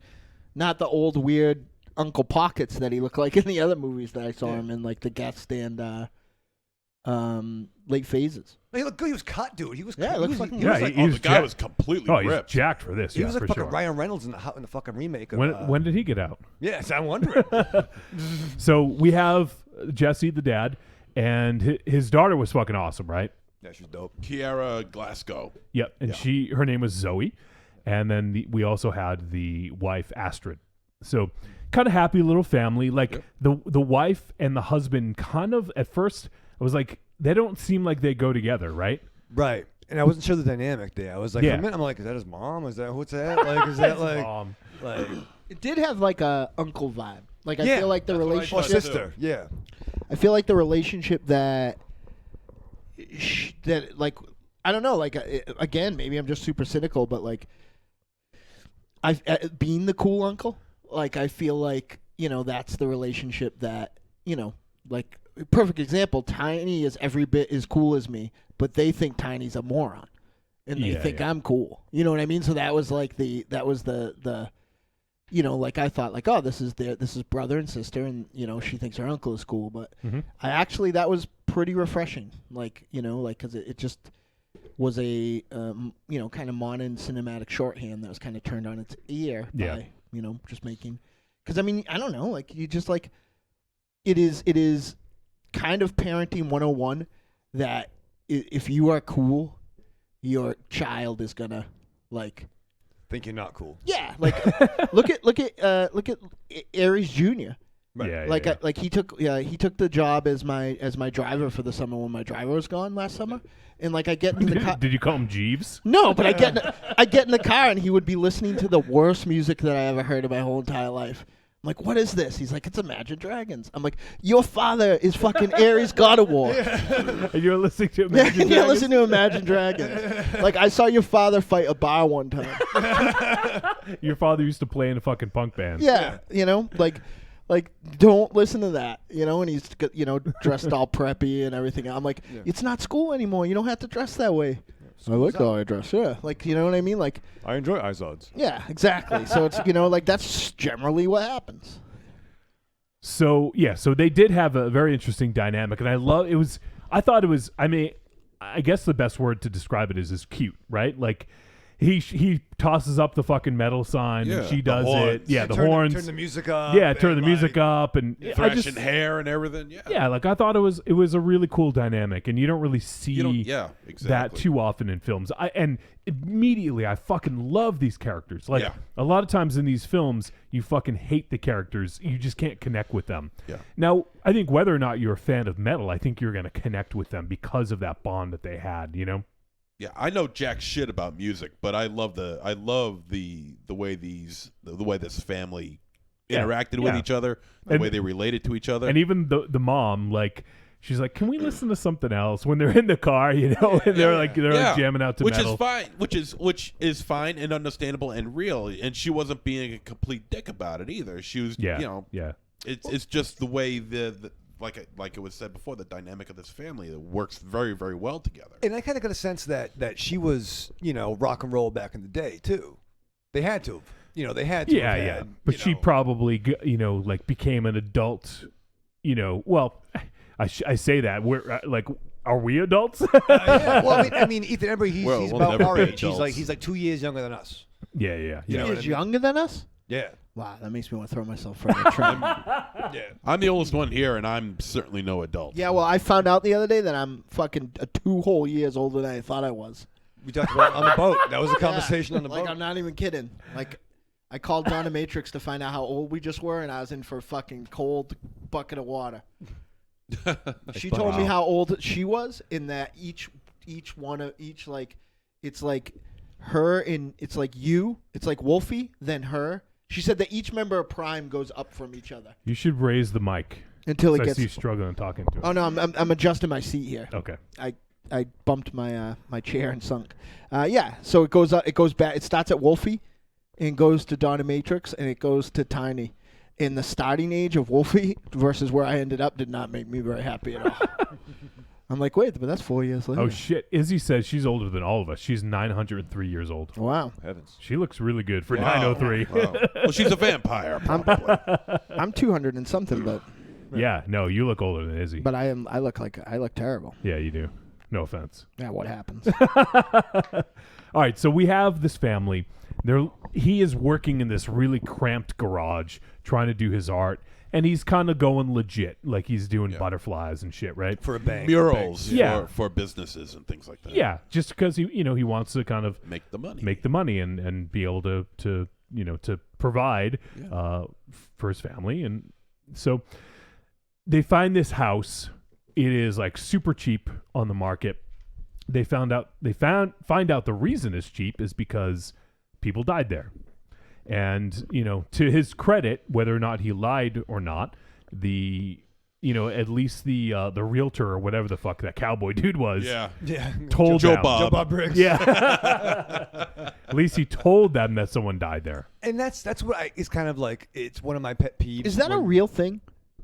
What? Yeah. You have to have full disclosure. Really? Yeah. Because I know I fucking killed some people where Raven Shadow is. Oh, shit. Well, here's what's the funny thing is, one of my pet peeves, along with like shooting guns in small places, is buying a haunted house without like home inspections, full disclosure, and that sort of thing. So they have to tell you that. And also, too, I might have told the story on the show, when I had my home inspection. Did I tell the story before? I don't think so. How when you get to the very last... the last line, it says not responsible, and I'm paraphrasing it, but not responsible for supernatural entities or ghosts. Yeah. And I laugh, and I'm like, he's like, what? I'm like, you guys don't check for ghosts? And then he laughs. He's like, you read that? And I said, well, it's my home inspection report. I'm like, how long you been in business? He's like, 30 years. I'm like, perfect. So I was the first one that read that. No, wow. See, now I'm open to that. I'm what? Ghost, poltergeist? Bring them on. Perfect. Well, you're gonna see him at your new place. Yeah, yeah. Don't worry. So you should have listened to fucking Johnny the whole car ride back. I fucking warned you, motherfucker. You're gonna be like this you're gonna movie, be like, are those Willy O Wisps? Nope, just sirens. But this movie is, it's got the outline of a modern day Amityville horror. Yeah, for sure. I feel like it's in a way not as salacious as the second one by any stretch of imagination, but I feel like it's kind of the first two scrunched together almost. Yeah. You know what I mean? Yeah. Like, no, I could dig on that. And it escalated quickly. So we have the very beginning of the movie. We actually skipped this part by, but we have this. Oh shit! What's the character's name? Ray. Ray. Yes. It's Ray. Yeah. So we have Ray, who he was in the farmhouse that the Hellmans are about to buy. Right. And he hears this voice. Like Rammstein. I think it was I was trying to figure out. I watched it with T-Dog. We were thinking Latin. It was kind of gibberish though. I don't think it was actual words. Yeah, I thought it would be, but Yeah, it sounded the same, but every time I try to hear it, it's for some reason I got a different answer. It's this low kind of like, and then you have Ray, who is trying to drown it out by playing guitar, playing his flying V, and people keep telling him to turn it off. It's pretty. He had a good chug going there, though. He did, yeah. Yeah, like I kind of like the intro. I'm like, I didn't see that coming. Like metal's kind of a cool like underlying thing in this movie. Yeah, absolutely. You know? So it turns out he ends up killing his parents because the voices, kind of told him to. Yeah. The voices can never tell anybody to do something different. Huh? No. You always got to tell them to kill. No. Go to work early. Yeah. Pay your bills. Study harder. That's what they do at your house. I don't Say your think prayers. I don't think this was such a fucking Do bad. your housework. I don't think this was such a fucking bad Satan either. Like this guy got Satan. He was playing guitar. This other guy was fucking painting more. Like Monster Zero should fucking saddle up to some of that Satan. That's like the Like, real Satan. get some shit done. Yeah. Well, we're gonna go out for a burger later, and we'll talk. We'll talk shit. Is that who it is? Satan's like eat radishes at least 2 meals a day. They're opening in April. They're waiting for you. If I have to, I have to. Yeah. You need Satan. to eat at least 2 footlongs a day. That actor. Pruitt Taylor Vince. Yeah. He is one of the more typecast actor. Like I feel like he was playing. Like we got to see the character that he was in. Supposedly was in Identity. You know what? Yeah. I saw him, and I know I saw him somewhere. So I looked up his IMDb. He was saw him everywhere. He's in fucking a ton of shit. But he's in one of my favorite films, Natural Born Killers, Yeah. where he's one of the. I hate that movie, but he's in it. I love that movie, but he is definitely in it. And what part is he in? He's one of the guards. You know, remember that small little skinny guard with the with the bony face and everything? Yeah. Then you got the big burly guy. Well, that's him. And I'm like, shit, holy shit, that's him. So yeah, I mean, and he, go ahead. That's all, folks. That's what he heard. Yeah, so let him talk. So they get him out. Yeah, so they get him out of the house. They get him out. He ends up being incarcerated for a short time, right? Am I remembering this correctly? He had to go back to the home. Basically, like he heard the voices he wanted to go back to the home. and He it wanted to was go back to time his house, and because he said that he lived there. And all right, we skipped the whole beat. We talked about them moving in. We don't need to break this down bit by bit, but I want to give people an idea of what's going on. Yeah. So the Hellmans move in. The Hellmans don't live here anymore. Lippmans. So Hellmans move in, and then we have Jesse has this huge fucking garage / barn thing for his art, and he loves it. He's able to set up these huge floodlights, tons of space, and the daughter Zoe has a huge fucking room. She's psyched about that, and so everything seems to be going well. They got this great place, and then all of a sudden they have this fucking weird dude, Ray, stops by, and he starts talking to Zoe at the door, and Zoe's like kind of engaging in conversation with him, even though it's a little weird to have this fucking random dude show up. And he sees she had a fake tattoo or a real tattoo. I don't know. I thought it was fake. I wondered about that. It had to be fake. It looked fake. It certainly looked fake. So. And she had a tattoo of a flying V on her arm, and he's like, "Oh, I have a flying V," and they started kind of hitting it off. And then the dad came. What's the dad's name again? Jesse. Of course, yeah. That's should remember that name. It's a stupid name. So he comes to the door and he kind of flips out. He's like, "No fucking shit, dude. Yeah. What the fuck are you doing here?" You know. Like they think the pizza man's coming. This motherfucker shows up. Yeah. Like I'm like, "Yo, you gotta step back, son." Yeah, right. So he definitely showed up like in the Uncle Pockets tracksuit. Yeah, which he wore throughout the entire right? movie, which I know had to have smelled. Right. In real life, like I picture him being very method, like fucking Borat. Yeah. So he wants to come back to his house. That's kind of the deal. He comes back to his house. This is the house where he grew up and he killed his parents. He wants to come back. Naturally. And they're like, "Get the fuck out of here," you know. So anyways, that happens, and then we have, I think the next day, I want to say, Jesse, the dad, he gets this. He hears the house talking to him, if you will. Goes up to his daughter's room.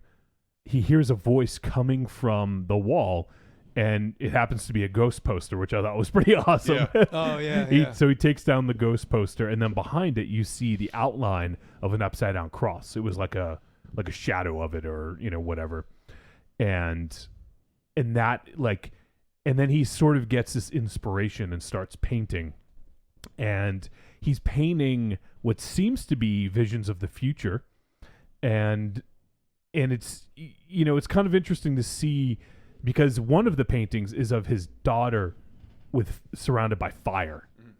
Oh shit! And then the mom is like, "That's our daughter surrounded by fire." But before that, he started painting the the upside down cross. You're right. I'm sorry. I skipped that. Yeah. So, and that's the first time, and he feels like he found his muse, he found this inspiration that he's been looking for. So for him, this is fucking awesome, because I all of a sudden am inspired. I'm doing this fucking fantastic art, and the devil. Naturally, that's me. It's me, the devil. I'm gonna give you the inspirations.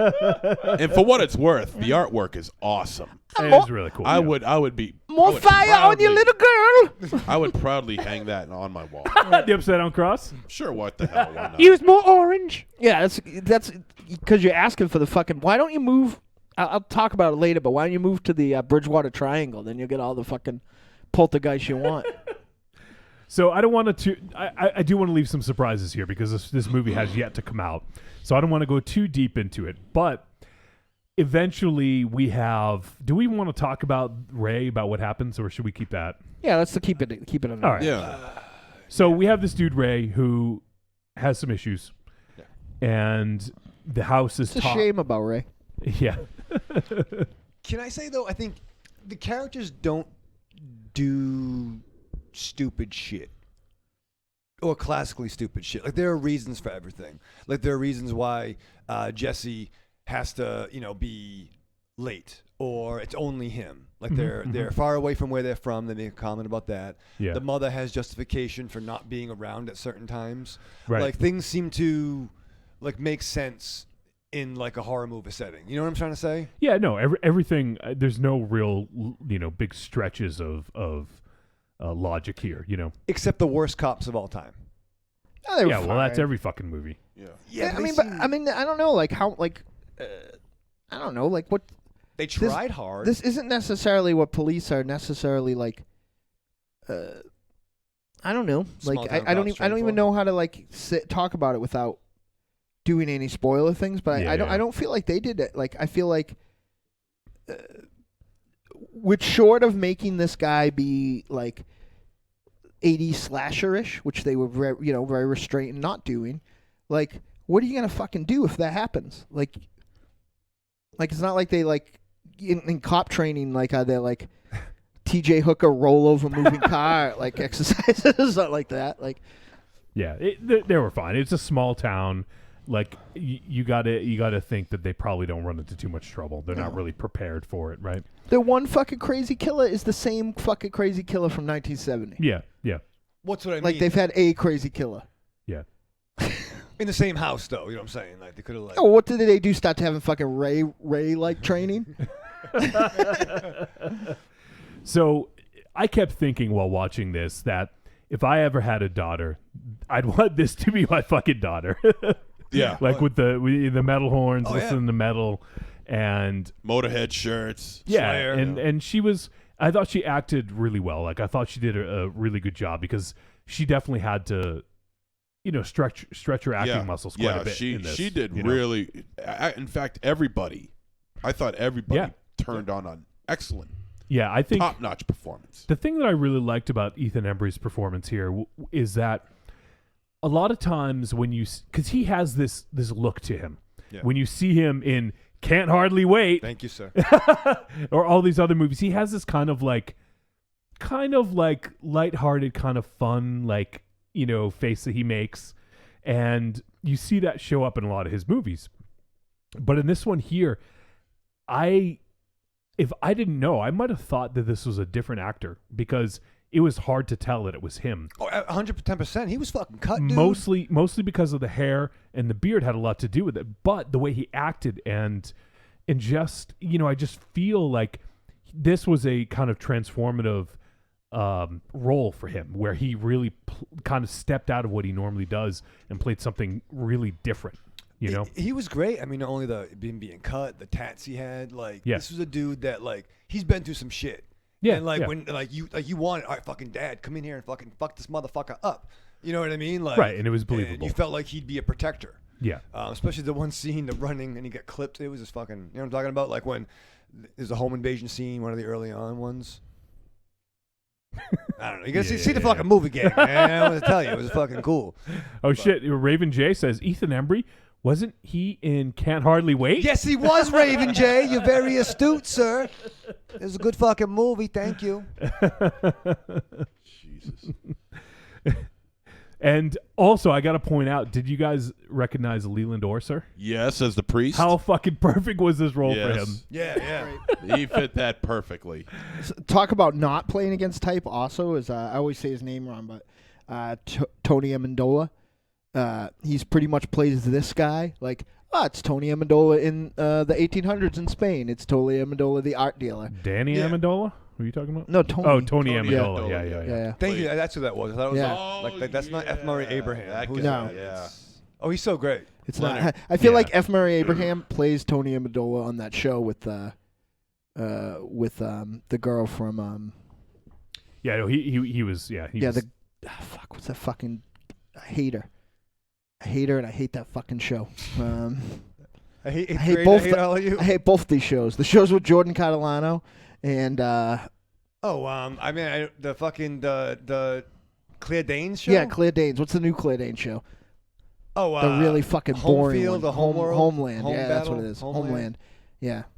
I fucking hate. I don't even remember why I started talking about that. I don't either. That's how bad. Oh, because I feel like F. Murray Abraham is in that show, and all right. and he plays Tony Amendola. Yeah, F. Murray Abraham. Yeah, Yeah, F him for F him. sure. That's fucking badass, dude. What? That fucking shot right there.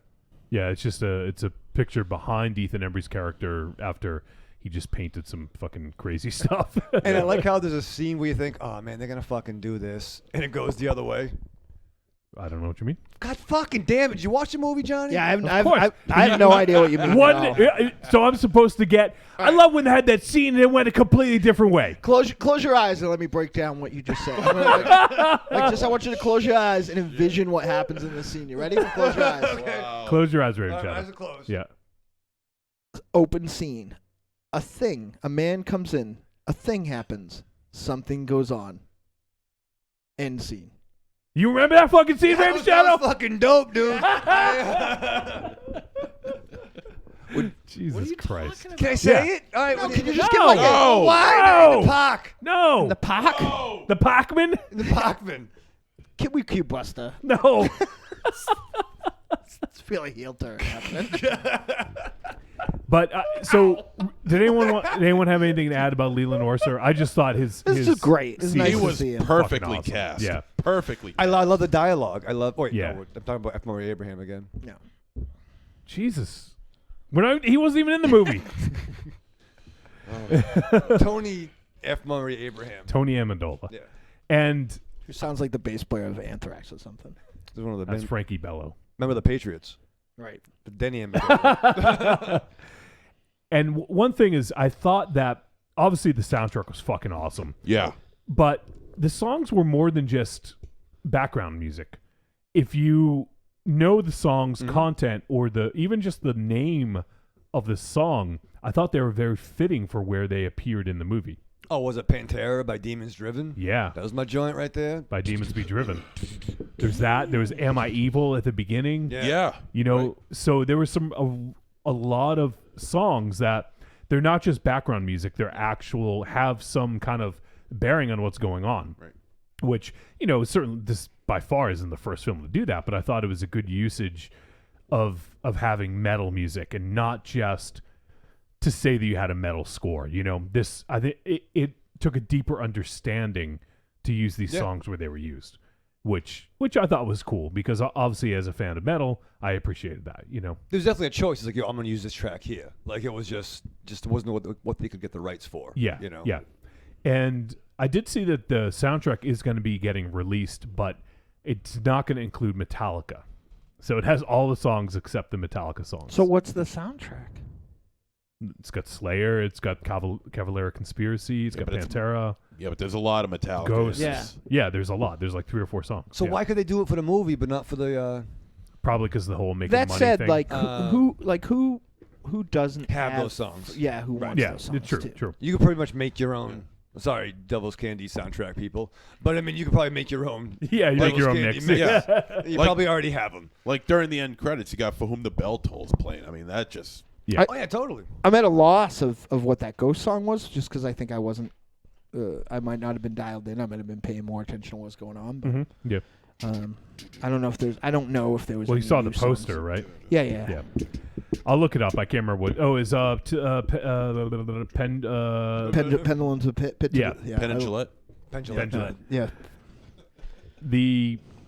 But one of the things I thought was interesting as we're watching the movie, it's interesting to see what he's painting versus what's happening in the real world. Right. I just thought that was an interesting kind of dichotomy of seeing what's going on there. And what about that? I'm not gonna say it. It's a little spoilery. A little spoilery. I don't want to sound like Raven Shadow, but No, you don't. You didn't yell at too? Yeah.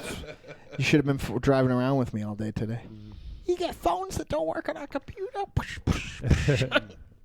I almost got hit with a shoe today. That's a shoot.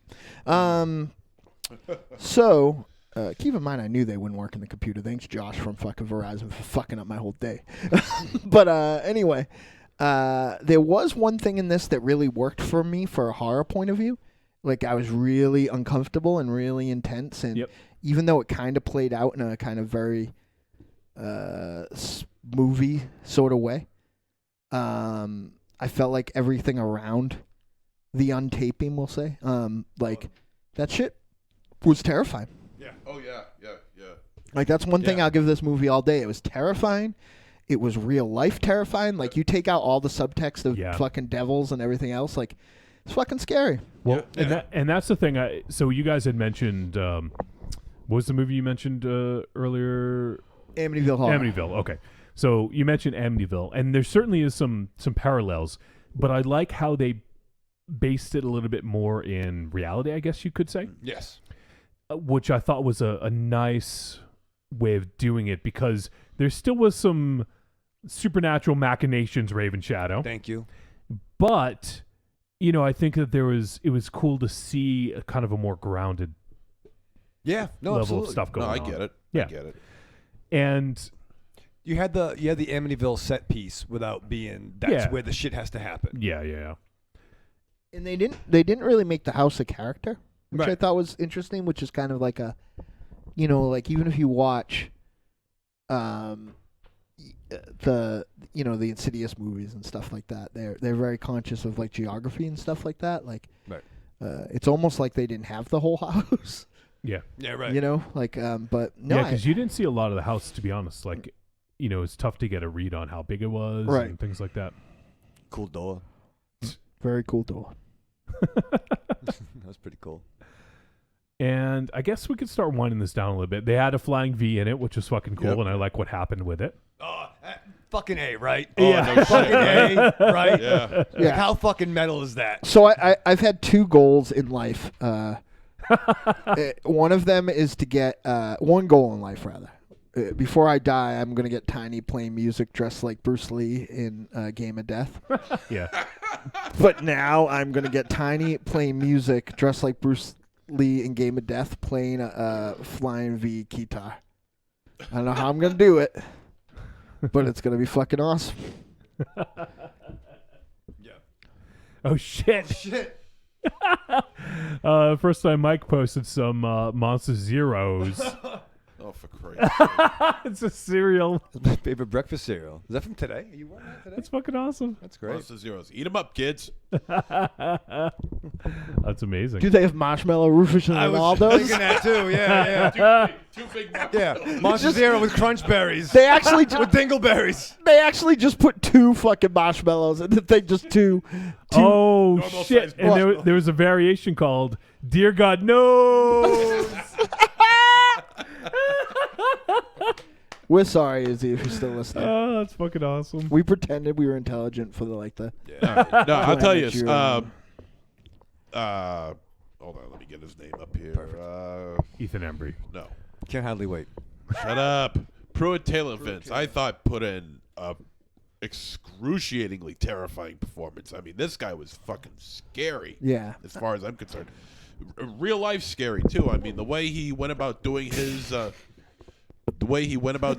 business, what he wanted to accomplish, what he set out to do, all real life can happen, has happened, more than likely will happen in the future at some point, and is just As long as there's upstanding citizens like you. Hey, you know, that's what I'm here for.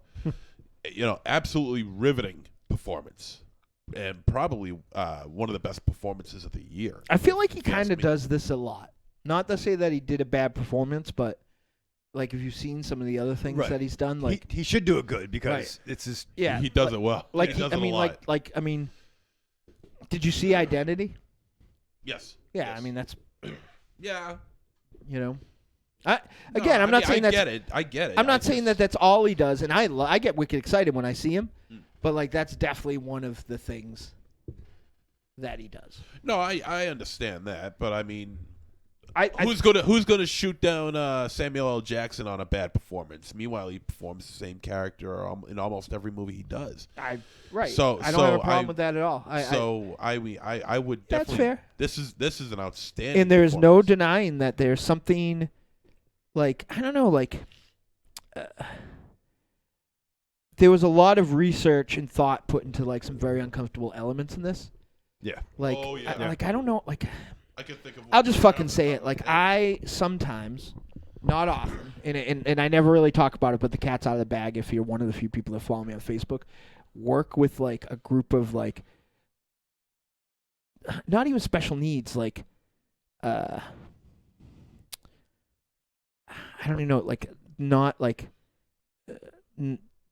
Not all their kids, I guess, is the best way to put it. Some of them are basically special needs. Some of them are very far on the autism spectrum. Some of them actually have, like, there's one. I don't, like, this house is kind of a place where they go when there's nowhere else to go. Like, a lot of them are too violent, or a lot of them whatever else. And, like, that's how a lot of those dudes dress. Like how that guy, you know what I mean? Like, some of the older ones, like, the tracksuit. Yeah, like that's how like a lot of those, that's like, this character looked like a lot of those, dudes, And sometimes Italians. Yeah, it's true. This is not for Yeah, nothing. He's just missing the gold chain. Yeah. Could have been in Sopranos. Yeah. Where's the gabagool? Yeah, so we are really fucking racist this week. Or It's a like, real thing. No, we were okay until just then. Yeah. Well, I don't know. Moist.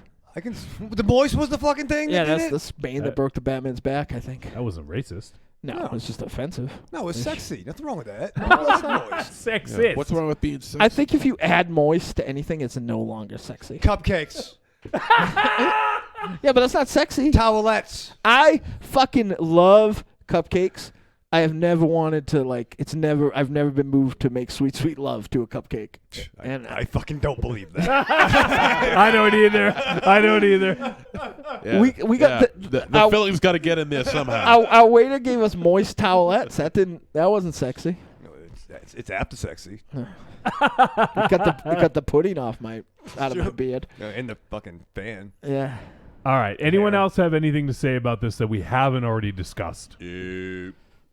No. All right. So I still don't know what people thought of this, so this should be an interesting verdict. Nice. Trick or treat, baby. I wonder if people would say you're a trick or a treat. Trick or treat. motherfucker. All right, verdict time. We're going to let you know whether this flick was a trick or a treat, and any final thoughts we may have. Monster Zero. Yeah, this movie hit all the right notes, figuratively and musically. Jesus. I thought everyone put in an outstanding performance. Even the secondary characters, I thought they did a really fine job. Ethan Embry was fantastic. Sherry Appleby as Astrid was great. Kiara Glasgow was outstanding, and Pruitt Taylor Vince put in, as far as I'm concerned, one of the best performances of the year. This is an outstanding flick. Scary, real, and an absolute definite treat. All right, Raven Shadow. Yeah, I really enjoyed this. This was my I had a snow day in New England. I can't believe they let you off. Me too. It was a fucking blizzard. Kid. Fuck this blizzard. Fuck this blizzard. That's what I was saying. It sucks. I was fucking burning styrofoam in my yard to fucking bring on global warming. Yeah. But no, I enjoyed this. I watched this with Oliver. I think it'd be a great double feature. What was the... Can't hardly wait. Yeah, no, that'd be the opening, the matinee. What was the metal movie we watched? The Deathgasm and Devil's Candy would be a great double feature. On different ends of the spectrum. Yeah. Horror, But you know what I'm saying? Let's get something but different. connected by the sinew that is metal. It's funny you say that because different ends of the spectrum is how I describe my co-hosts. Some are functioning, some are... Yeah. No, man, Ethan Embry was my dude. I think he should be in everything now on. And for the record, he's carved out a pretty nice little niche in genre films for himself. Yeah, definitely. And he's been in a lot right? lately, and he's been really good in a lot of the stuff that we've seen him in. Even in a smaller role, like he takes what's given to him and does something with it. Yeah. Yeah, cast was great. Music was great. Highly recommended. Treat, dude. All right. So for me, one thing we didn't really talk about, and I didn't want to focus too much on it because it can get a little bit into spoiler territory.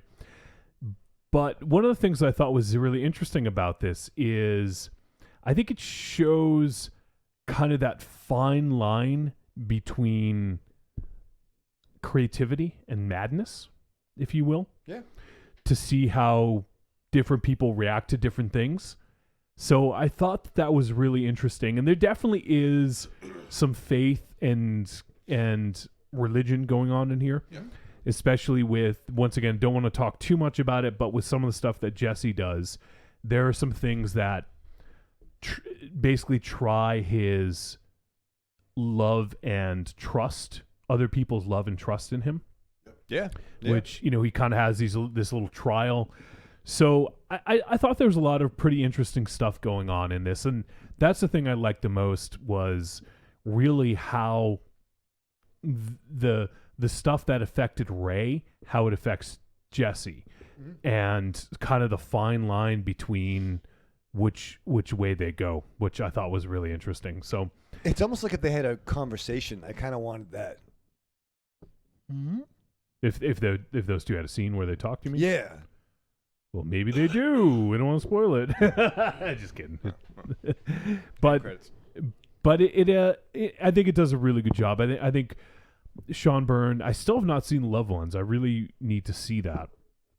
But I'm really looking forward to checking it out. But Sean Byrne, I think, really has a great eye for storytelling and filmmaking, and this is certainly a great example of that. I'm looking forward to whatever he does next. Hopefully it doesn't take another 5 years, I guess, from when The Loved Ones in this came out. Hopefully he's able to get some other stuff out there. But no, I really dug this. I love the score, obviously, being a metalhead myself, a big fan of that. And I was very surprised at some of the songs I heard in this. And no, I think it's really good. So for me, it's definitely a treat. Marsman. Normally I just say trick or treat, but I'm going to just put a little... This is where our rating system fails me, because I like this a lot more than a lot of films we've watched lately. I felt it was better in both craft and performance and stuff like that. But as far as like I feel like what actually happens in regards to like the amount of entertainment I got out of it wasn't super high. Like I liked everything that happened and it was cool, but like I got to the end of it and was like, that's all, huh? That's what it was. And there was a little bit of suspect digital chicanery at the very end that drove me up a fucking wall. So I like this movie, and I'm gonna give it a treat. I'm gonna give it the tiny white. Okay, I like this movie. I like this movie, but I didn't love this movie. Like I just felt like it was a little.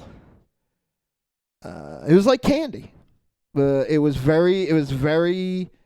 It had a lot of fun stuff. It had metal, and it had the fucking devil, and it had Ethan Embry, and it had some cool ideas going, but I felt like it didn't actually have a lot of calories to it. It didn't have a lot to stick to your ribs, so it was a treat. One scene I really liked is the when Jesse goes to submit his artwork to and he sees the woman. Yep. And that always caught my eye. It's because, and she's decked out in red, and they always say, the devil is a beautiful woman in a red dress. Who says Who always says that? It's a saying. Yeah. It's like an old blues song, but I don't know if it's necessarily an old saying. No, it's an Somebody old was saying. saying devils in the blue red dress. I seen the blues. My dad was never like the fucking devil had horns and a fucking pointy devil tail. Like I've never looked up in a fucking church and seen fucking what's her name from The Woman in Red on a glass fucking Kelly stained window. LeBrock. Yeah, Kelly. Oh, look up there. It's Kelly LeBrock and The Woman in Red fighting Jesus. Well, let me tell in you a fucking this. lightsaber battle on that light. Well, let me tell you this: if Kelly LeBrock was ever on a mural or in a stained glass window in a church, I would be going to church a hell of a lot more often. What about the Brendan Fraser joint, Bedazzled? Yeah. Oh yeah, that was the girl from Weird Science, the TV show. Yeah, the devil. No, I think it was the one that Hugh Grant cheated on. Oh, all right, Austin maybe. Powers. The woman. Yeah. The like British. I feel like Drive Jack and Mark says, "Isn't it a blue dress?" Devil with a blue dress on. Yeah, Devil it's with true. a blue dress on. I feel like when I see like if I Google search the devil right now. Do that. It's a I'm fun not name. I'm not going too fucking wild. If Kelly I Google Leprechaun. search the devil, it's gonna have pointy devil horns and a devil tail and a pitchfork. Wait, I'm gonna do And devil. it might have goat horns and a goat head. I'm gonna do devil in red dress. Well, that kind of on the nose, isn't it? Elizabeth Hurley. Thank you. Everyone knows that. It's not a whole lot coming up for devil in the red dress. The first thing that comes up is Kanye West, devil in a new dress. Well, fuck him. Oh wait, well, he's the only thing supporting your hypothesis, sir. I would saddle up to some Kanye. I don't think so. So it's devil in a. All right, never mind. Fuck this. Why am I doing this? Yeah, this is stupid. All right, well there you go. That's the stupid part of it. There is our fucking review of The Devil's Candy. We're sorry, IFC Midnight. No, we I think we all dug it and dug it. I'll tell you this, they fucking it. owe us one for contracted anyway. So, well, they didn't hook us up with that one. No, he had the Satan gene. Right. The Satan gene. I mean, I know what When you're did talking the about. saying "a woman in a red dress is the devil in disguise"? Thank you. 3/15/2017. I think what it's probably referring to is like a very old blues standard. I think it's in the song Crossroads, maybe. With that movie with kind of. But look at this. I love that movie, Steve Vai. Yeah. All right, that's enough. All right, Devil's Candy. We all liked it. You guys can catch it on VOD. You can kneel before what? Odd. What are you pointing at? Well, I just wanted to bring up a point about. Yeah, go ahead. Well, the scenes where Zoe is playing the V-neck, the wide V, It's a flying V. It's not flying V-neck. V. Okay, I don't know. You should be wearing a V-neck.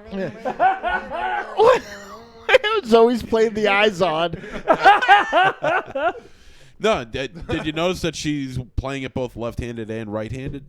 I did not. And I don't know if that was like her learning how to play it both ways, or if it was just stylings from the director, but yeah, she was playing it both left-handed and right-handed. I think she was kind of marking out, kind of like being like her heroes. Yeah. So probably like doing some Jimmy going on. That's what I figured. That's what I figured. Maybe she's ambidextrous. That's what maybe. All right. Go ahead, Johnny. We're done. We're done with this review. Huh. So next week we're going to review, Dynamo's excited about this one, from director Christopher Smith, his latest film, Detour. You're a big fan? Yeah, I like Christmas. And Christmas with Chris Smith has directed Creep, Severance, Oh, hey now. Triangle, Black Death, and Get Santa. We reviewed Black Death, right? We did, yeah. Yeah, okay. I feel like he's just right below the fucking surface. Like, yeah. He put out Creep, man, and Creep was great. Not the one we reviewed, Raven Shadow. Oh. No. That's a different Creep. Yeah. Okay. Yeah, Creep probably. Are you thinking of the right one? You'd like this Creep, Monster Zero. It's got like fucking Morlocks in the named fucking after him. tunnels, and like fucking scary kind of.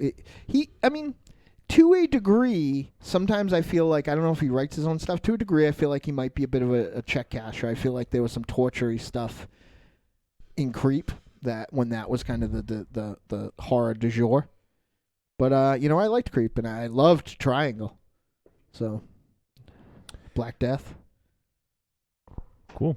Black Death was one of the first ones we did. I want to say first 15, 20 episodes. Maybe? I ended up liking it more later than when we reviewed it. I remember that. I'm going to check. I'm kind of curious to see when that fell, so I'll look and see. I'm guessing it was probably first 25 films. And okay, yeah, it's so early that I didn't even index the early entries, so I can't find it in a search. So it was early on. But all right, so we're gonna do Detour next week from director Christopher Smith, and then the week after that, it is time for the Wednesday Night Wars once again. We team up with Bill and Chris from Outside the Cinema, and this is the WrestleMania edition. You boys better bring your A game, get your entrances ready. Ooh. Yeah. So we're doing the big WrestleMania Wednesday Night Wars with OTC. We're going to join them on their show, and then they're going to come on our show for the first portion of it. So looking forward to that. Always fun to hang out with those dudes. That's in 2 weeks. Next week, we're going to review Detour, and we'll find something else fun to do. So we've already taken 2 breaks. We don't need to take another one, but we're going to get into some feedback. You just disappointed. You had 2 fucking breaks already. Damn. Yeah.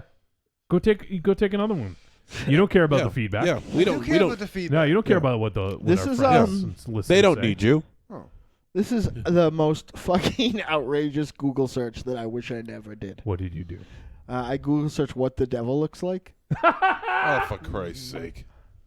And? What does the devil look like? Photo Is he wearing 1. a red dress? Well, I'll go backwards. Photo 4, someone that's had like, like enhancements to have like devil horns. Yes. Okay. 2, the kind of outline of like the gray, that like from that movie, The Terror, was it called? The one about the night terrors or the horror, or like kind of like the shadow demon thing. Oh, Shadow the nightmare, people? you mean? Yeah, the nightmare.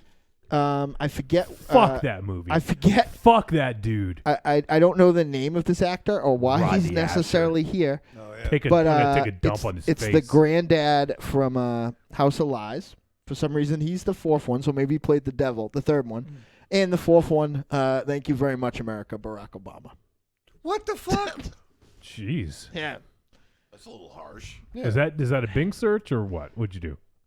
Like, you actually don't get... And then... I wish I went to the top 10. So, Barack Obama again, and then there's a picture of Jesus arm wrestling the devil. And then the devil, and then Over the Grim crown. Reaper, and then young Michael Jackson. I thought you were gonna say Raven Shadow. Yeah. And then John Lovitz is the devil. I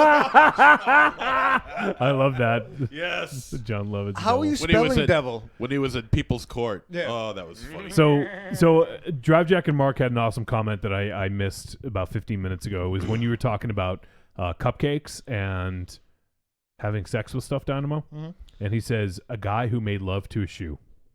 I didn't make love to it. Yeah. What did you do to it? It was like a means to an end. Yeah. You will not enjoy this. Or it was a means to a finish, if you will. Yeah. There's the devil licking a flying V. More Barack Obama. What the fuck? Our country not well adjusted. Rats with some sort of weird disease. Lots of rats. Why so many rats? Is there a certain devil rat? You know where rats live? In a fucking rat hole. Devil inside. All right, you keep looking at those. Let's get some feedback here. I think I bought a Republican phone. Because I've gone for like 10 screens and got my first Donald Trump. Does it have orange Cheeto dust on it? Could be. Actually, before we do feedback, I don't want to forget about this. I want to talk about our experience hanging out with our buddy Blinks. Yeah. So we went to, on Sunday, MZ, myself, and Raven Shadow. Mars was going to go, but you were feeling pretty sick that day, right, Mars? Yeah, I even skipped out of my Tiny White engagements. Yeah, so we missed you, and Blinksy missed you as well. So we drove to Taunton, Mass, which is in the middle of fucking nowhere. And we helped out, and we were extras on Jarrett Blinkhorn's latest short film. I won't name it, just in case he wants to keep that secret. I don't know. I don't want to. It's not my place to reveal, I guess. Mm-hmm. So we got to hang out. Raven Shadow, who did you get to meet? Oh, man, it was fucking... You know, actually, before we get there, wasn't there... I forgot. I thought there was a story we were going to tell. Oh, there was the Taco Bell experience. Yeah. Okay. So we went to Taco Bell because we were hungry. We didn't know that the fucking craft services were going to be flowing. Oh, my God. At Blinkhorn's. Pizzas fucking stacked to the ceiling. Donuts, Cliff Chips. Bars, chips. Yeah. Fruit snacks. Yeah, water. Drinks. Yeah. Drinks at Blink's. Captain Jack. Captain Jack was there. And an arcade game. Yeah, Mortal Kombat 3. Yeah. Oh, it's fucking awesome. So, all right, we go to Taco Bell. We're going, we're just getting a little snack. It's a place that I can eat, that these guys can eat at too. We go there, and the place is fucking empty. We're sitting in the corner, and this couple in their mid-50s, right? Would you say? Yeah, mid-50s, early 60s. They just so happen to pick the fucking table like in back of us. Right behind us. The whole fucking restaurant is empty. Yep. They choose that fucking table. So Raven Shadow goes, would you go to the bathroom or smoke? Went to the bathroom. All right. And then MZ was, what was the story? Do you remember? All I know is what I walked back to is, so then I'm like, so while you're down there, can you sign this DVD? Oh, okay. So he's talking about Long Gene Silver, right? Oh, yeah. So we're talking about the DTF, the DTF tour. We're trying to get MZ to take this tour around the country and have sex with celebrities that will actually have sex with him. And there's more than you think, too. We had like 4 stops. Yeah. It was the DTF, whatever the fuck. I can't remember what we called it now. Oh, so the DTF tour 2017. Oh, DTFS. AF. DTF AF. That's right. Down to fuck, ass fuck. So we was talking about Long Gene Silver had made a comment on one of his Facebook posts saying basically like, when are we gonna meet? And this is the girl in you double tapped her movie. Yep. Which of the same name, right? Was it Long Gene Silver? Long Gene Silver, yep. And so she was a porn star who is what's her malady? What's going on with her leg? She was born with one leg shorter than the other. Okay. And it's kind of a stump, right? She's myopic and has no sense of smell, and she wants to fuck this guy. Well, she never met him, so. Well, I guess she has something in common with your lady friend then. Yeah, no, she doesn't. No, my lady friend does have those things because she does not want to fuck you. So anyways, Raven Shadow goes to the bathroom. He starts walking back, and what are you hearing? So keep in mind, there's a couple late 50s, early 60s sitting directly behind us. They chose to sit there out of an entire fucking empty restaurant. And my thought is, why are they fucking sitting there? Yeah. And like there's fucking so much room. But yeah, then it's the going down. Since you're down there, you want to sign this DVD. And there was something else inappropriate. You were like, So he was basically talking about having sex with Long Jean Silver. Right. And having her sign his DVD while it's The happening. movie is Long Jean Silver. Her name is Jean Silver. That's fucking terrible. Yes, it is terrible. Meanwhile, not I can nice hear thing to that say. from the register. A long string of Monster Zero restaurant stories. Yeah. Of him offending people. Because I walked by the guy that was confused when I ordered, can I have a chicken and cheese quesadilla? And he's like, what? I mean, can I have a... It's just a chicken quesadilla. Well, that's what I was told. But I figured I wanted those 2 ingredients in there. But he's correct. You're right. All right, so MZ, he gets around to talking about Long Jean Silver. We leave the Taco Bell because we were probably going to get kicked out. Yeah. And so we drove to Blink's, is the place where he was filming. And then Raven Shadow, who do you get to meet? Oh, I get to meet, a legend. I got to meet the amazing Papa Blinks. Yeah. Oh, shit. Yeah. A.K.A. Tony Blinkhorn. Yep. And it was fucking... What was the first thing he said to you? Oh, he's like, yo, Raven Shadow, why are you drinking the agua? Why don't you come in the house and I'll make you a Jack and Coke? And I was like, fucking A, dude. It was great because I was prepared. But then Tony Blinkhorn made the offer.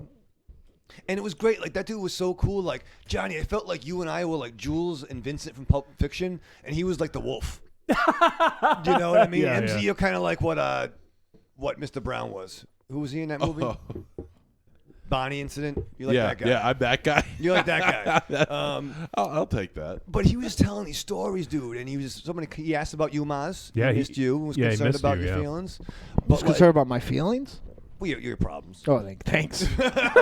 Like my divorce problems or my health problems? Trouble. You've got multiple troubles. Or my host problems.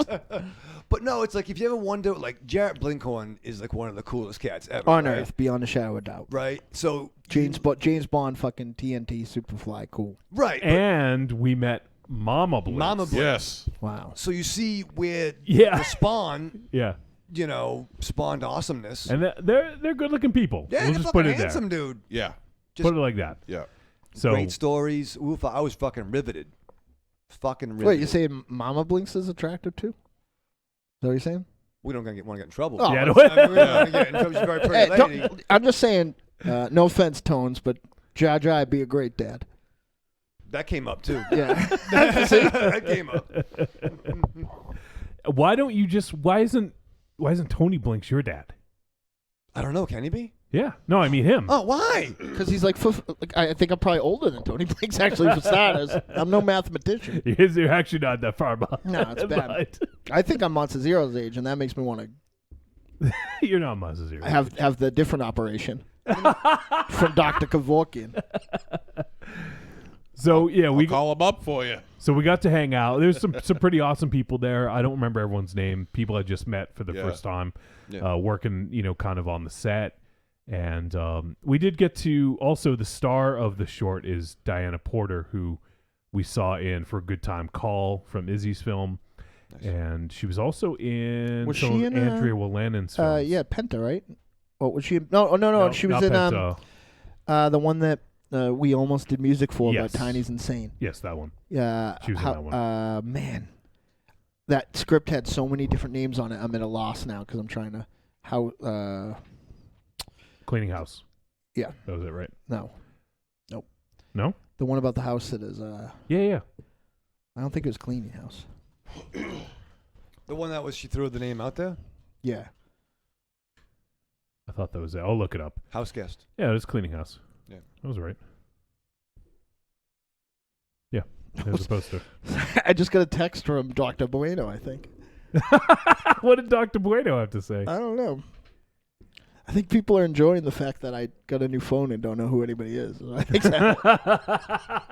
And you're never going to find out. So, no, but it was cool, hanging out with all these people. Oh, yeah.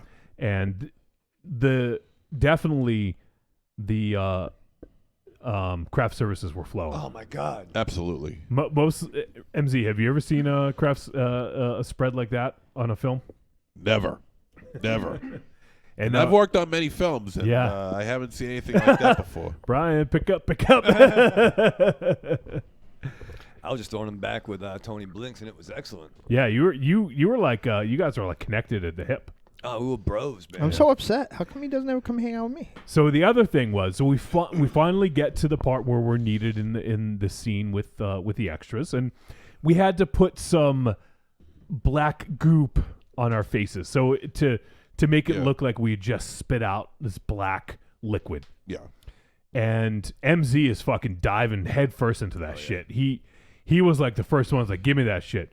So there was either paint, we could have non-toxic paint, or activated charcoal. Yep. And then all of a sudden, Raven Shadow disappears for 10 minutes. Yep. Well, he had to go smoke or something. No. He went inside. He had to go. All right. Hold on. Before you tell your story, Raven Shadow.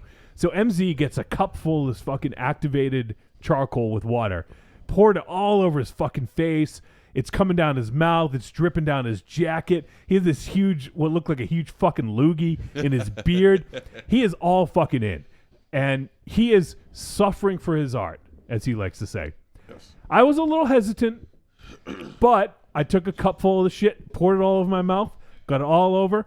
Here I am, playing the fucking role.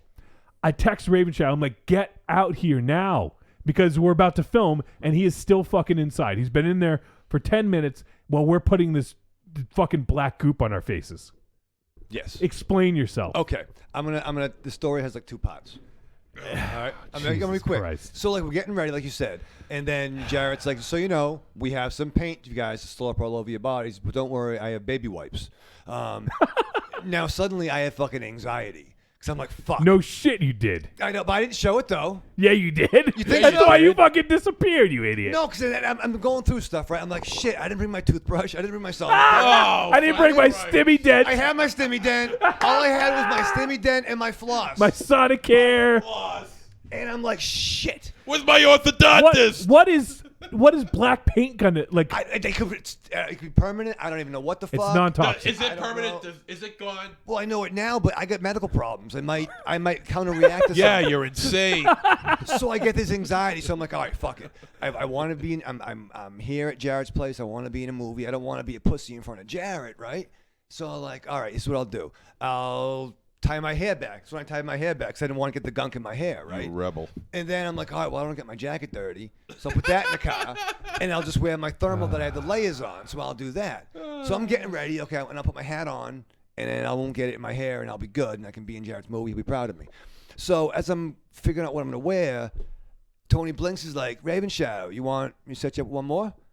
I was like, yes, Tony Blinkhorn. So I was in there talking to him. He was telling me a grand story, and then get outside, saw your text, I'm in trouble. So I go out, Tony blinks. Yeah, we said we're filming now. I don't know what part of that you didn't understand. But he's the dad, though. I'm listening to my dad, my new dad. Oh, for Christ's sake. Anything to get out of it. But no, I was all in. I was committed. I was just talking to I wanted to meet Tony Blinkhorn for a long time, but I was committed. Tied my hair back, wore my hat. I was going to do it, right? So I get out, Mama blinks, Papa blinks behind me, and then I'm walking up, I'm like, oh, I'm going to fucking bite the bullet, dude. And then I hear Jar Jar Blinks go, yo, Raven Shadow, you're too thick. You don't need to use that. Meaning my beard's too thick. My beard's too black and fierce for the black paint. By the way, anybody who wants to go back a few episodes and remember the blatantly denied, I'm not going to wrestle today because it's too muddy and raining. Like, I had a premonition. Yeah. It was like Final Destination. So I was going to do it, but because my beard's too black, it wouldn't show up on camera. So I dodged a bullet and didn't have to be a pussy in front of Jarrett Blink. Yeah, but you're... Yeah, but you already were. Right, yeah, you already were. were. He didn't know that. But what about right here? You could have been black right there. I was off it, but he said no, and I said, okay, you're the director. But I was also fearless on that set. Yeah, you were fearless. I didn't wear a jacket. It was fucking cold. It was fucking cold. But Jarrett told me not to. Jesus Christ. So meanwhile, everyone had this fucking black goop on their faces, except for Raven fucking Shadow. Raven Shadow. And Tony and Mama Blinks. Well, they were way in the back. Yeah. Is that who you're talking to when you say in the Tony Blinks also had a $100 shirt on. Yeah. He didn't realize it was gonna. He's fucking Tony. He wears fucking $100 shirts to the fucking fucking to the mott. To the movie. To the movie. Yeah, he wears $100 shirts going to fucking dump. Guy's fucking. So balling. we filmed. We were doing it for like what, a good half hour, 40 minutes, doing this one scene over and over. That, yeah. We got several different angles. There was drone shot involved. So it was awesome. I can't wait to see it. And MZ, he got some props from Blinksy. Yeah, I did. Yeah, he got some props for knocking into the actress. Yeah, you kind of go into business for yourself there for a little bit. The Jared's like, I like that. So he kept doing it. I'm going to be in this fucking movie. Well, that type of method acting's called sexual harassment. Hey, so long as it works. Yeah, call the human resources at Blink Central. So afterwards, we all went in. We all had fun. We all talked. We shot the shit. Hung out a little bit longer. And we took baby wipes to wipe the goop off our face. A lot of it. Yeah. But then we did some audio recording as well. Oh, yeah. I forgot about that. Yeah. Yeah, and you didn't do the fucking thing that Tony Blinkhorn told you to do. No. Yeah. Let me explain. Hold on. Let me tell the story first. Okay, so, go ahead. Blinkhorn, we all go upstairs. I can explain. We all go upstairs to record a line because Jarrett needs some audio stuff for the short as well. I go up. I do like a news report. Raven Shadow does his bit. And then Tony Blinks says, MZ, when you do this, you gotta do Larry Fine's voice just to fucking throw him off.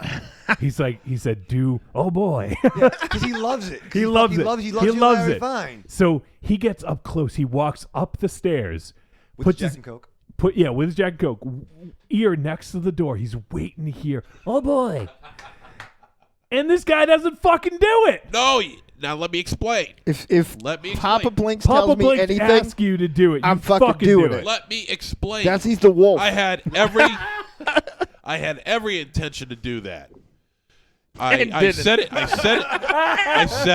I said the lines, and I wanted to make sure I got them straight. I wanted to make sure I got them clear, straight. I enunciated right. And so I said it again. And at this time, they're saying, we're just getting things ready. So I say it a second time, and I felt I got it right the second time. So I figured I'd say it a third time, and that's when I was going to start the Larry Fine voice. But then Jarrett's like, oh, we got it. We're all set. Thanks. That's a low-budget picture. What do you think you're going to get all day in the fucking and also the thing is, ADR the booth? old boy thing wasn't for the recording. It was for Tony Blinks to laugh. What?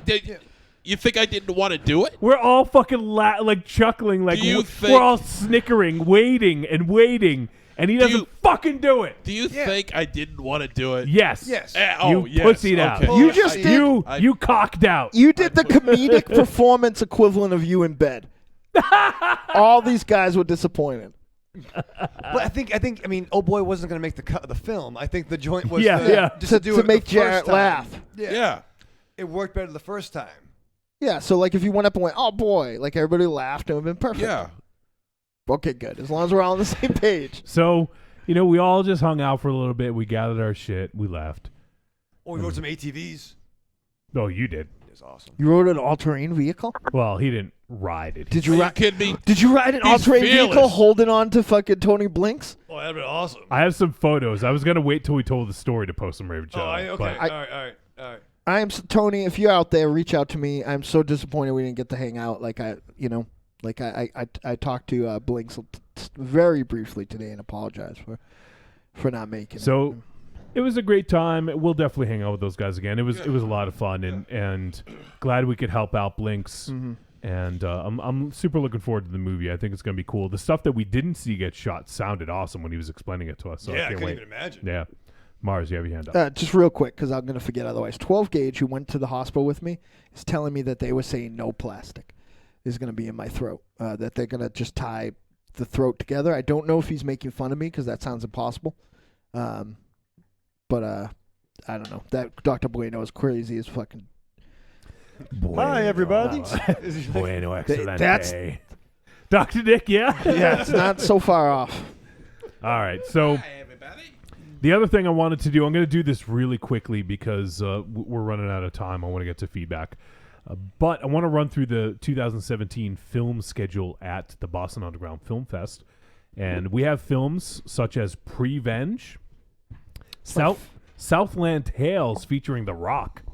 That's playing at fucking Buff. Yeah. Wow. Wait, it's already been out. Southland Tales? Yeah. Yeah, that's the guy that did the movie where I think Tom Cruise is like a motivational speaker there. Yeah, like Sarah Michelle Gellar. Yeah. Gellar. What is wrong with you fucking people tonight? Okay, I haven't seen it, so Southland Tales. Maybe the director's going to be there or something. Maybe. I don't know. I thought there was all new stuff that was playing. That's interesting. All right, so... it was Richard Kelly is the director. He did Donnie Darko. People. Yes. Right. I was getting... Fuck, what's the other movie I was getting messed up with where... Amy Mann did the soundtrack. I don't know. There's also a short block called Disordered States, which sounds pretty interesting. That's so Prevenge and Southland Tales are going to be on Wednesday.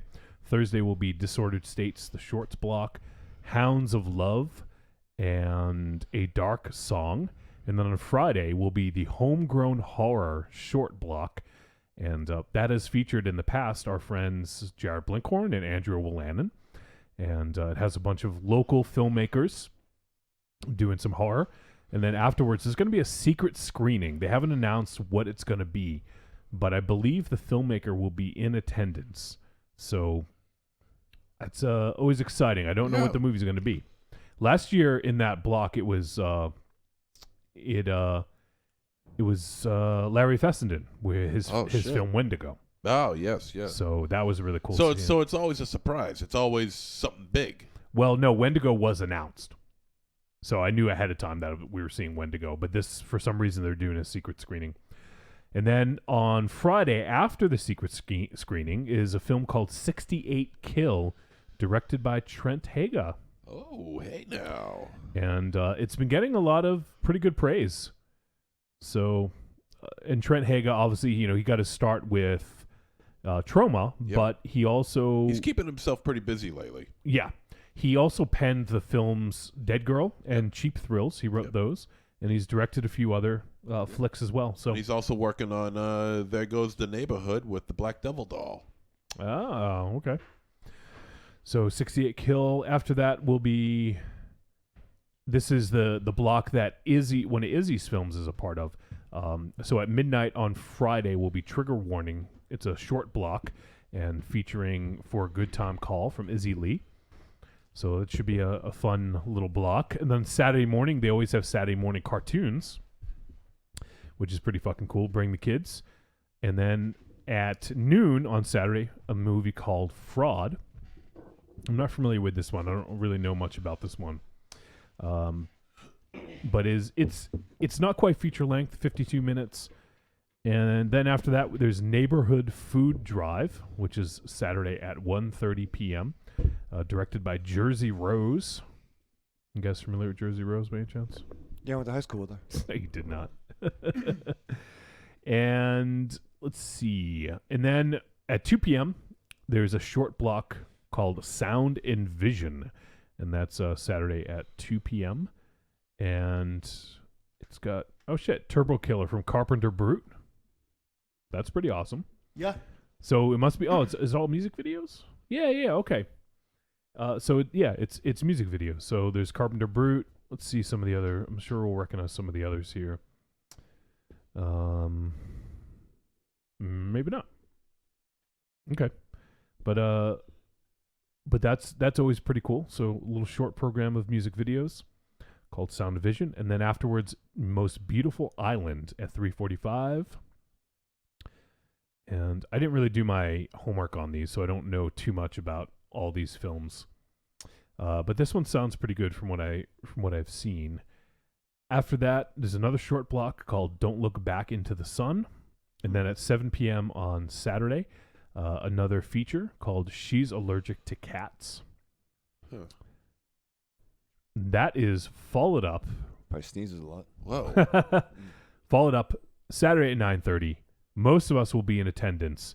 It is going to be the debut in the area of Astron 6's The Void. Oh, man. Saturday, March 25th at 9:30 p.m. Are they billing it as Astron 6 now? No, it's two people from Astron 6. So it's Steven Kostansky and Jeremy Gillespie are the two. Those are the special effects guys.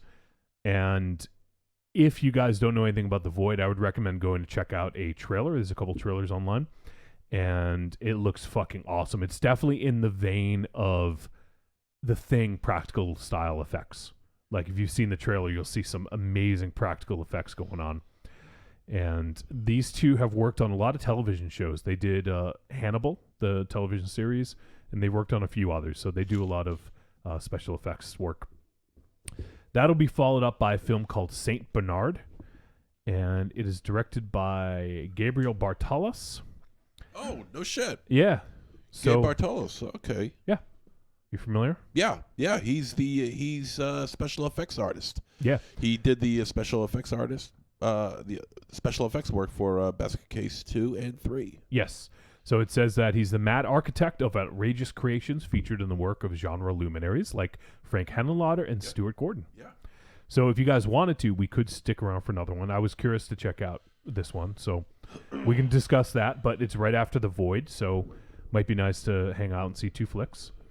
So that is St. Bernard. And then the following day, the last day, at noon on Sunday the 26th, is Trinity, which is the feature film debut of Skip Shea that features our good friend Pantophobe, who's been with us OG style from the beginning. Dope. Yeah.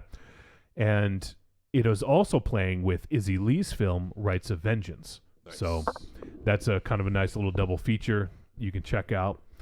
And after that, A Life in Waves, which I think Tiny White would be pretty interested in this one. And that is at 12:45 p.m.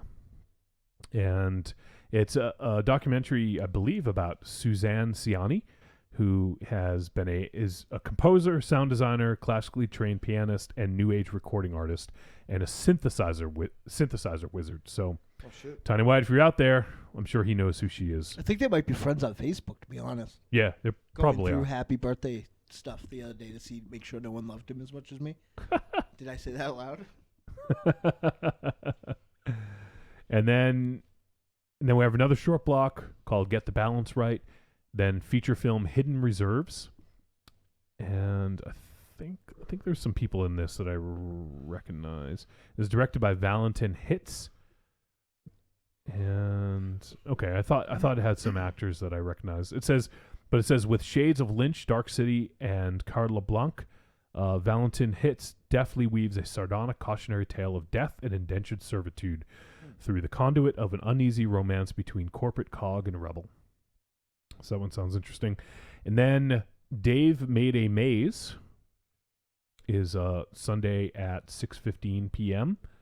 That one looks fairly unique. And then to round out for the closing night film is the film Bitch, which is directed by Mariana Palka.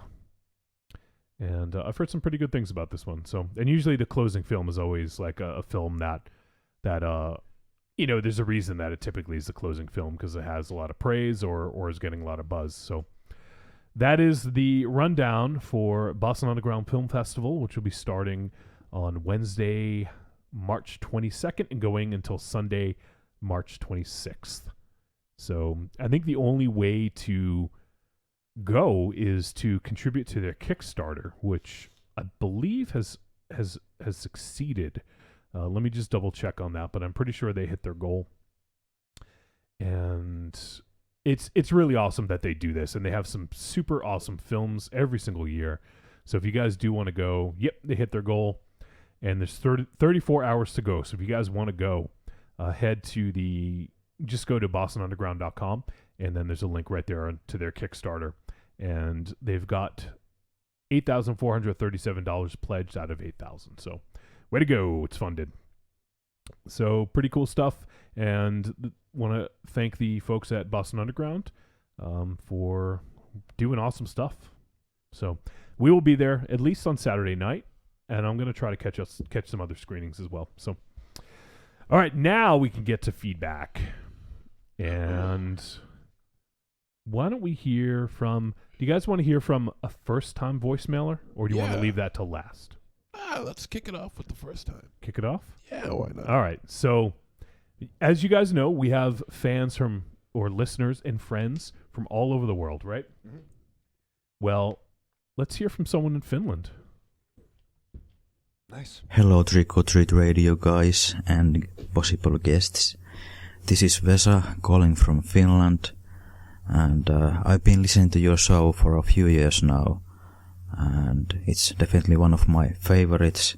Thanks. And I did send some feedback a couple of years ago or so, but they were emails, and I've been a very bad listener because I haven't been leaving any feedback for such a long time, but I thought I would do so now. And this time in audio form, because I guess it makes better radio, right? Nice. We always love hearing from people too. But yeah, one of the things that prompted me to send you feedback after such a long time was because you were talking a few episodes ago about your listeners from other countries, and you did mention Finland there, so nice. Well, I'm one of them. I don't know if there's any other listeners, but it would definitely be cool if there was. Yeah. And I think it was Mars who was wondering that why would people from other countries be interested in your show? Yeah. Why is anybody from up the street? Well, I don't know. It's pretty simple in my opinion, because I love movies like pretty much anyone who listens to this podcast, I would assume. Mm-hmm. So I seek out any cool podcasts or YouTube channels that talk about movies, and I definitely prefer this type of movie talk where it's like very little produced, I suppose, like it's just a few friends talking about movies, and I just hate any show that is like I don't know, some kind of entertainment or something really highly produced and really like quick and snappy and really just fake, I guess. So I think your guys' show is really one of the best ones out there. Jeez. And it's a real pleasure to listen to it every week. So I just want to thank you guys for having such an awesome show. And I did also want to mention that perhaps my favorite episode so far was the Carpenter versus Wes Craven discussion. Oh, yeah. That episode was really cool. And one of your favorite guests was Kurando Mitsutake. Yeah. And I've only seen Gun Woman out of all of his films, but I definitely really loved that one. Nice. And I really can't wait to see Karate Kill and his other stuff. Yeah. Should be awesome. But yeah, that's all for now. Hope you guys are having a good day and have a good night as well. Bye. Yeah. I fucking love that. Yeah. That's awesome. Well, he just made our night better. Yeah. I mean, come First on. time Finland. I think I'm like getting choked up a little bit here. Jeez. Thank you. Yeah, no, that was really fucking cool, Vesa. Thank you, man. And absolutely, anytime you want to call in, please be our guest, because fucking Bess is the Bessa. we love hearing from you, and it's crazy because, as Dynamo was saying sort of during the voicemail, he's like, I don't know if other people from Finland listen. Dynamo had said, I don't know why people down the road listen. But it's still kind of like, it doesn't really sink in. It's we just do this because it's fun for us. We hang out and we put it out there, and it's just crazy to me that someone this fucking cool almost halfway across the world is listening to our show and getting enjoyment out of it. And that's insane. Yeah, and it's fucking awesome. Like, how fucking cool is that? You know, and Vesa is a fucking awesome dude. I mean, he did leave us emails a little while ago, and you know, and I remember hearing from Vesa. I had no idea Vesa was from Finland at the time. Shit. You know, so it's so fucking cool, man. And I love that feedback of the things that you like, hearing about the Carpenter and the Craven episode. Yeah. You know, that was one of our Halloween episodes, if I remember correctly. Yeah. MZ got the shit kicked out of him. Fuck off. It was you really did. You didn't have a chance. Go fuck yourself. You did. Go fuck yourself. We're not gonna replay this shit. Fuck you. Well, sorry, you're a little bitter.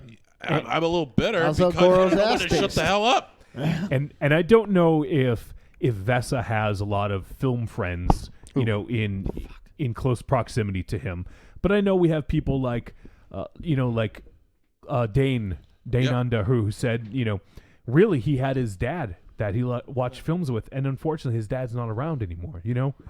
And to know that people can get enjoyment out of this show, whether it's listening to us or connecting with other people around the world, that to me is a side effect I never expected. Nope. And I think is so fucking cool.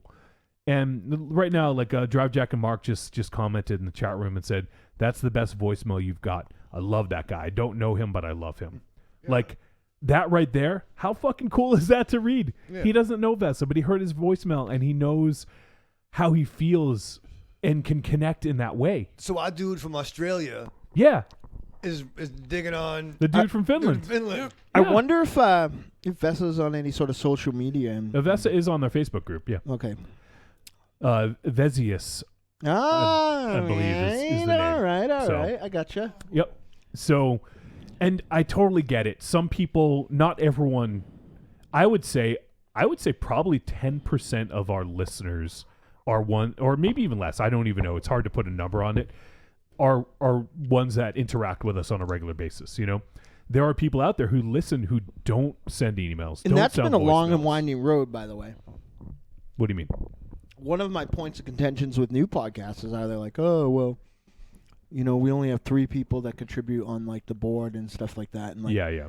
You know, like it's not like we fucking started up the Fib and it was lines around the corner. Like for forever, it was every week. If you went through, it was the movie pick of the week and the episode, like the info of the episode, and that's pretty much all that was going on. And then it, you know, it grew, and you know, we've been trying to build a community like the communities I admire. Yeah, exactly, and it's just so cool to see what. It's crazy to think that we helped put this together, but it's really you guys. We just provided sort of the conduit, you know, and then you guys are the ones who are, you know, doing it. So no, that was really fucking cool, Vesa. It really definitely, you know, kind of you know, made me feel warm inside, brought a little tear to my eye. So we really appreciate you calling in, man. And it's just so cool that we can connect with people all over the world and make connections, because we've had some people who have met through our show that are really good friends now. Yeah. And that's fucking so cool. Yeah, you know, sometimes this internet is a really cool thing. and some people that fucking don't like us at all. No, of course. Yeah. You're going to get well, at get least all me that. and Raven Shadow. That's fair. And Drive Jack and Mark just said in the chat room, it took me a year before I contacted you guys. So, you know, and now, like, I fucking love Drive Jack and Mark. Like, actually, Tony Blinkhorn loves Drive Jacket Mark. Yeah, he does. Yeah. He does. He's like, I love the guy who leaves his doors unlocked. That's fucking crazy. I mean, I don't Tony's know. gonna start doing that. I mean, it's just there's no way to like. I mean, I chat with Cornelius every day, even just like a few words like exchange. You know what I mean? Like, He didn't quite get the grasp of what like I think a Blizzard meant because of the part of the world that he's from. Yeah. So like even today, like he was checking to see if I needed like provisions and stuff, but I'm like, it's okay today. Yeah. But like it was awesome. Like, you know, that he was worried. Maybe he was just read the writing on the wall. I was worried that I wandered out to the woods and bashed my brains in with my shovel. But you know, like Time to go. Yeah, like it was you know, it's real nice. Like it's really strange and like yeah, that's a part of the world I've never been. Probably never will go.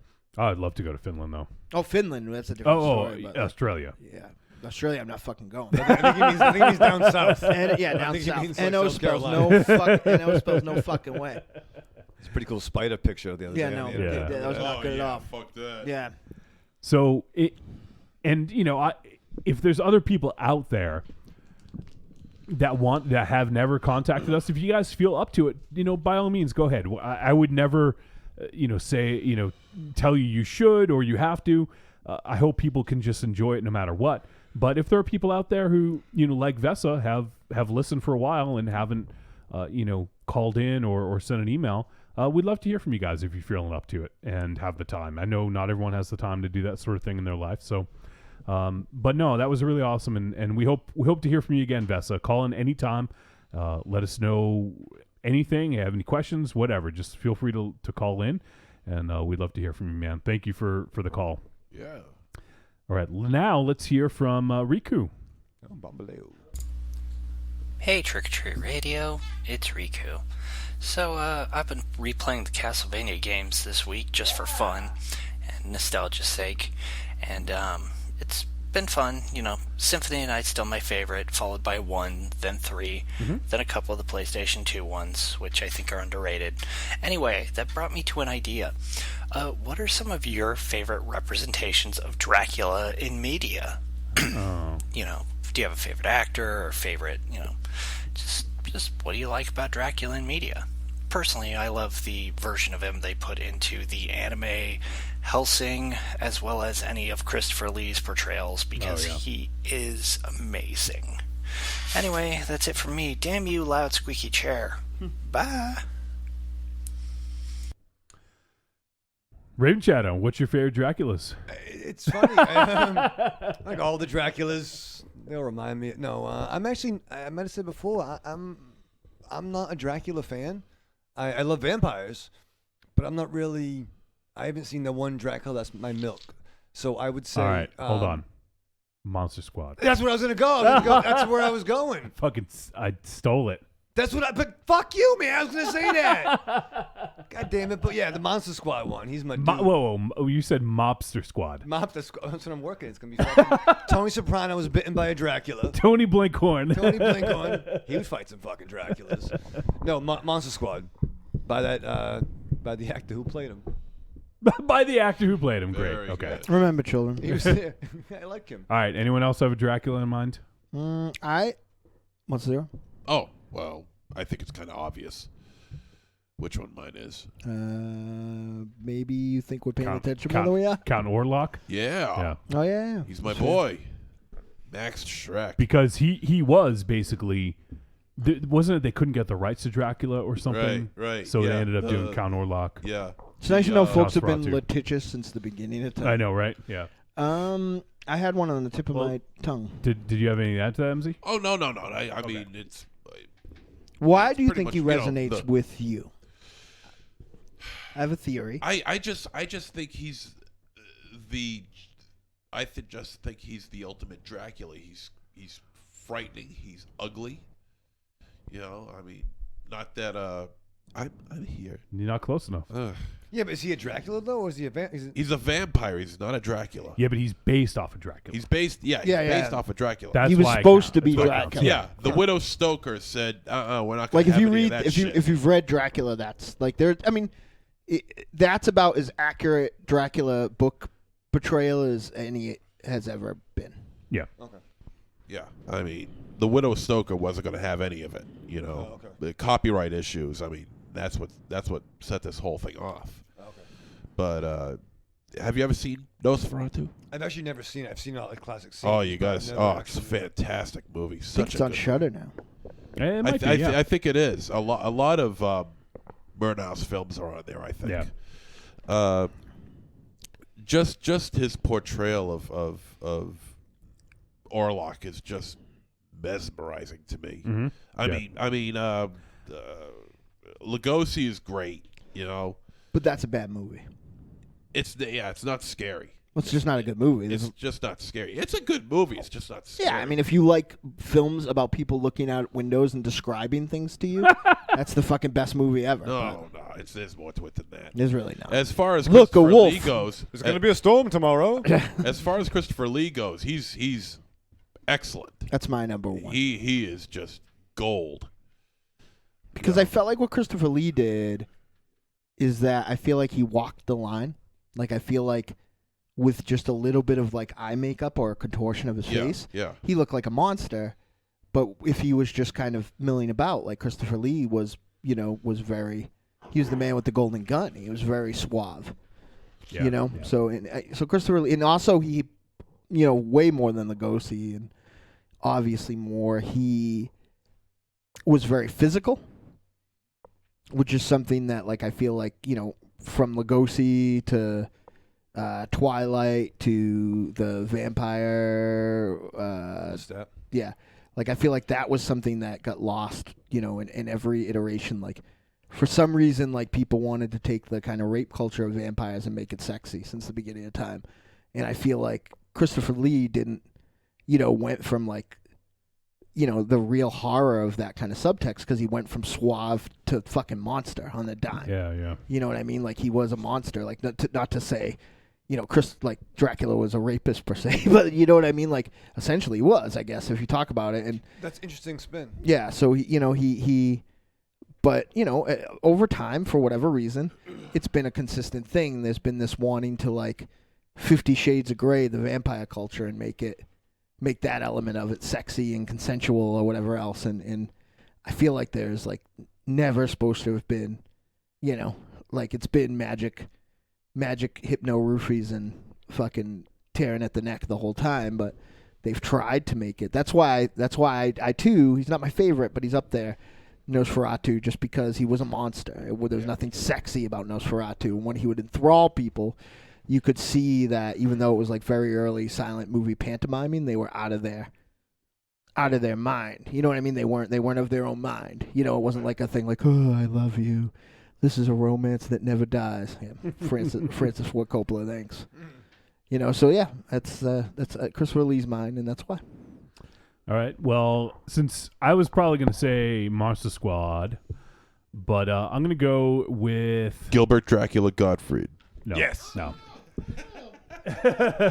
I'm going to go with a totally different take on it. What is that? Don't say that. I'm going to go with a totally different take on it. You didn't say what it was really called. Mars is going to like this one. I'm going to go with William Marshall's Blackula. There you go. Which is good call. Fucking awesome. Yeah, the rudest. Sort of like in that I think it's called the Godhead theory, where it does have Dracula in it too. Yeah, at the very beginning. Yeah. But they, you have another character who becomes, a slight different iteration of that same character. Yeah. To make it, like, I don't know, like, it's why I have my like, in some, like, Ghost in the Shell, totally valid, because everything else in that world seems to still be not Caucasian. But, like, it's why I have my things with, like, a lot of people complaining about whitewashing in a lot of instances, because legends get passed on with, like, with the culture it's getting put in faces a lot of time. And film isn't really any different than that. But, the Blackula is a very cool instance of, like, it's not just like, oh, we're going to have him be Dracula and he's going to be an African-American man. Like, he actually got fucking fucked over by Dracula at the beginning of the movie. And it's some fucking... what's funny about that? I don't know if Dracula wasn't supposed to be in it or not, but a lot of that stuff was, like, all reshoot after the movie was done. I'm not sure to what extent. Mm-hmm. But king of cartoons, baby. That's right. That's so fucking awesome. All right, speaking of Drive Jack and Mark, we heard from the man. Speaking of Blackula. Hey guys, it's Drive Jacket Mark Yeah. here. Just calling in. I haven't called in for a while. What's up, buddy? Just thought I'd say hey. And I was talking to Dane this morning about his idea about the writing collection. I think it's a good idea. I agree. Yeah. Any of you guys out there that want to Nice. write, interested in writing, or always felt like you could write, or you've got a story to tell, I think this is probably perfect time to give it a try.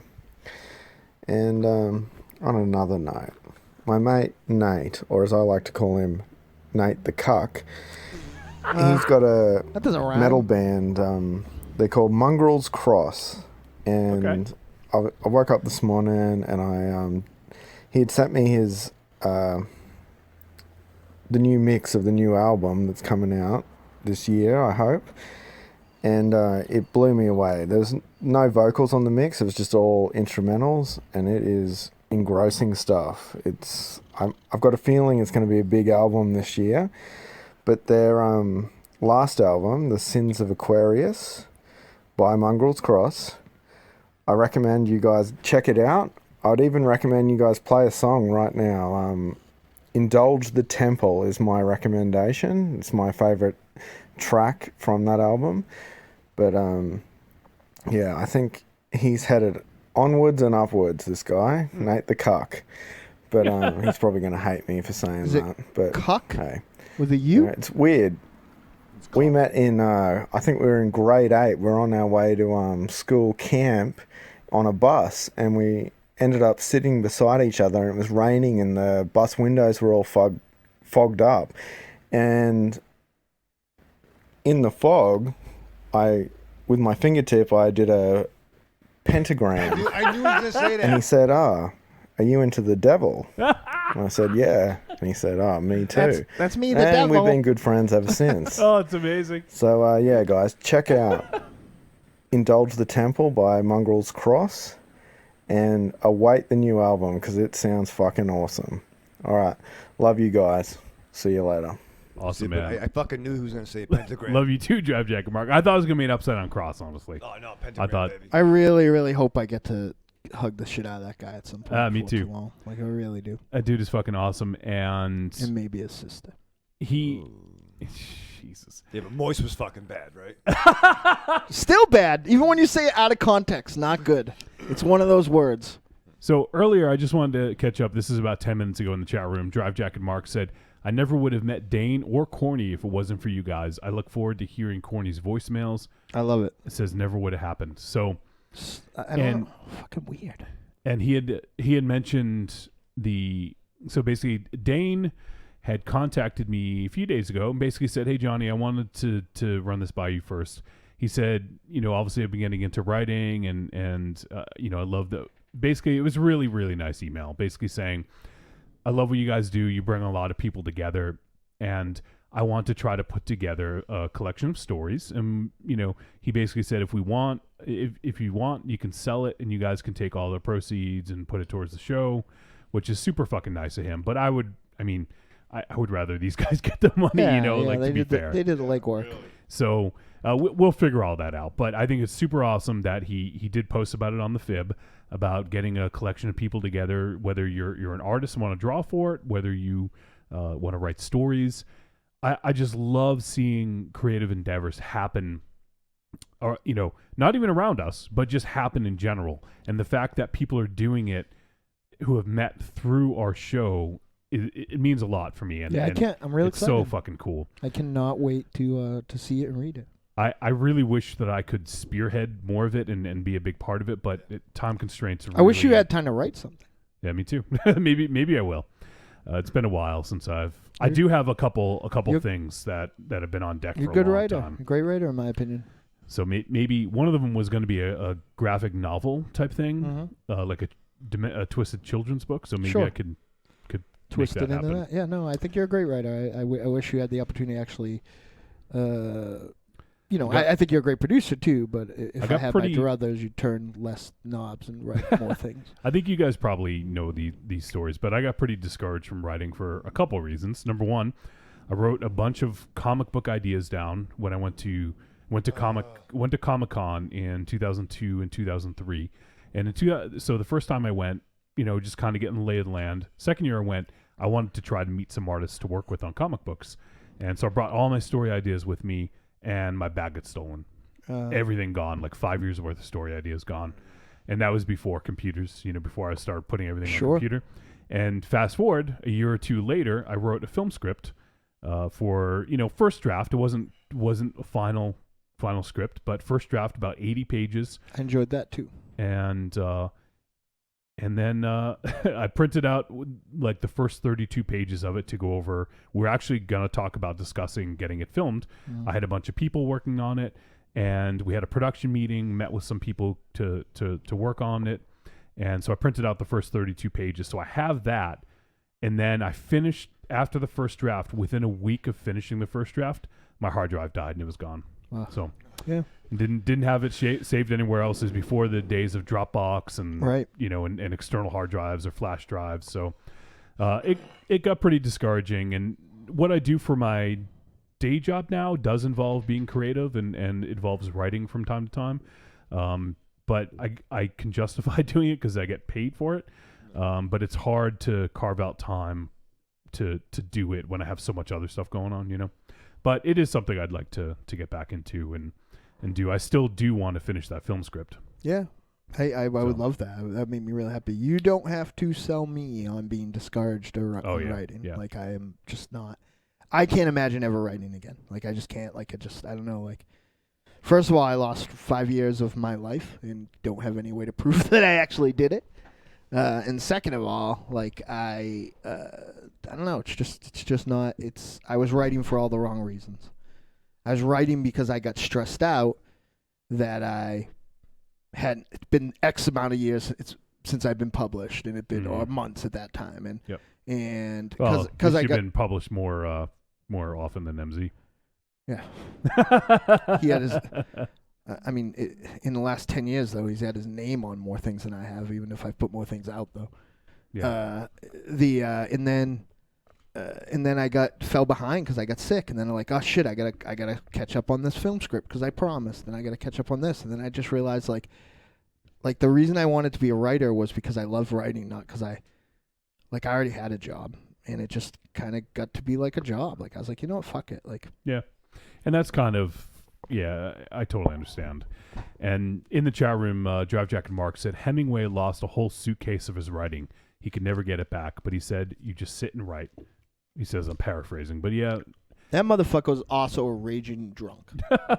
And Patsy says, yeah, it's tough when your creative endeavors are all for naught. So it is tough, and I marvel at people who can just sit down and do it regardless. Like it's a real talent to have, not even just the talent to write and be good at it, but the fucking drive. That's why I'm in awe of anyone that can complete a movie. And that's why they always get a certain amount of credit with me, because I agree. It is fucking difficult to do that shit. I mean, how about put it out there, right? Like, I don't know. Like, I know I've been accused of being a professional victim and bitter, but like, I think that like, if you're an artist and you love something and it means something to you, and like, though you wrote it because you loved it, right? Mm-hmm. But then you put it out there and it's a different thing. Like, it still fucking like grinds my gears that I can't figure out a way before the show anyway to get the big scary monster like to the world. You know what I mean? Raven J just sent me it's a link to Shia LaBeouf just saying just do it. Like all these different gifs of him saying just do it. Oh, it's funny, man. All I don't know. It's very discouraging for me. And then like I don't know, like it just you don't have a way to like pay anybody, and it's just like you end up like like at everyone else's thing. Like I don't know, like I've had this one story that I've been wanting to tell for a while, but it requires an artist because the way like the fashion I want to do it. But maybe I should just write it and just fucking get it out there. Like it's an easy story. It's probably be a few pages. So yeah. Well, I don't want to get too... just frustrating. Yeah, it is frustrating. I don't want to get too deep into that. We can talk about it another time, but I want to get through the rest of these voicemails. And I do want to play Indulge the Temple from Mongrel's Cross. Yeah.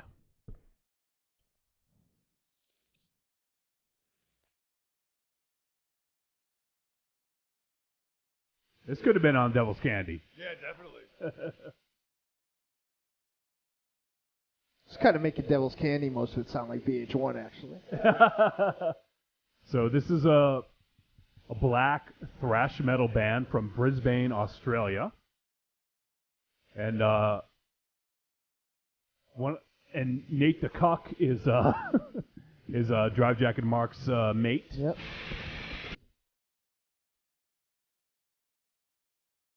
I dig it. Jeez.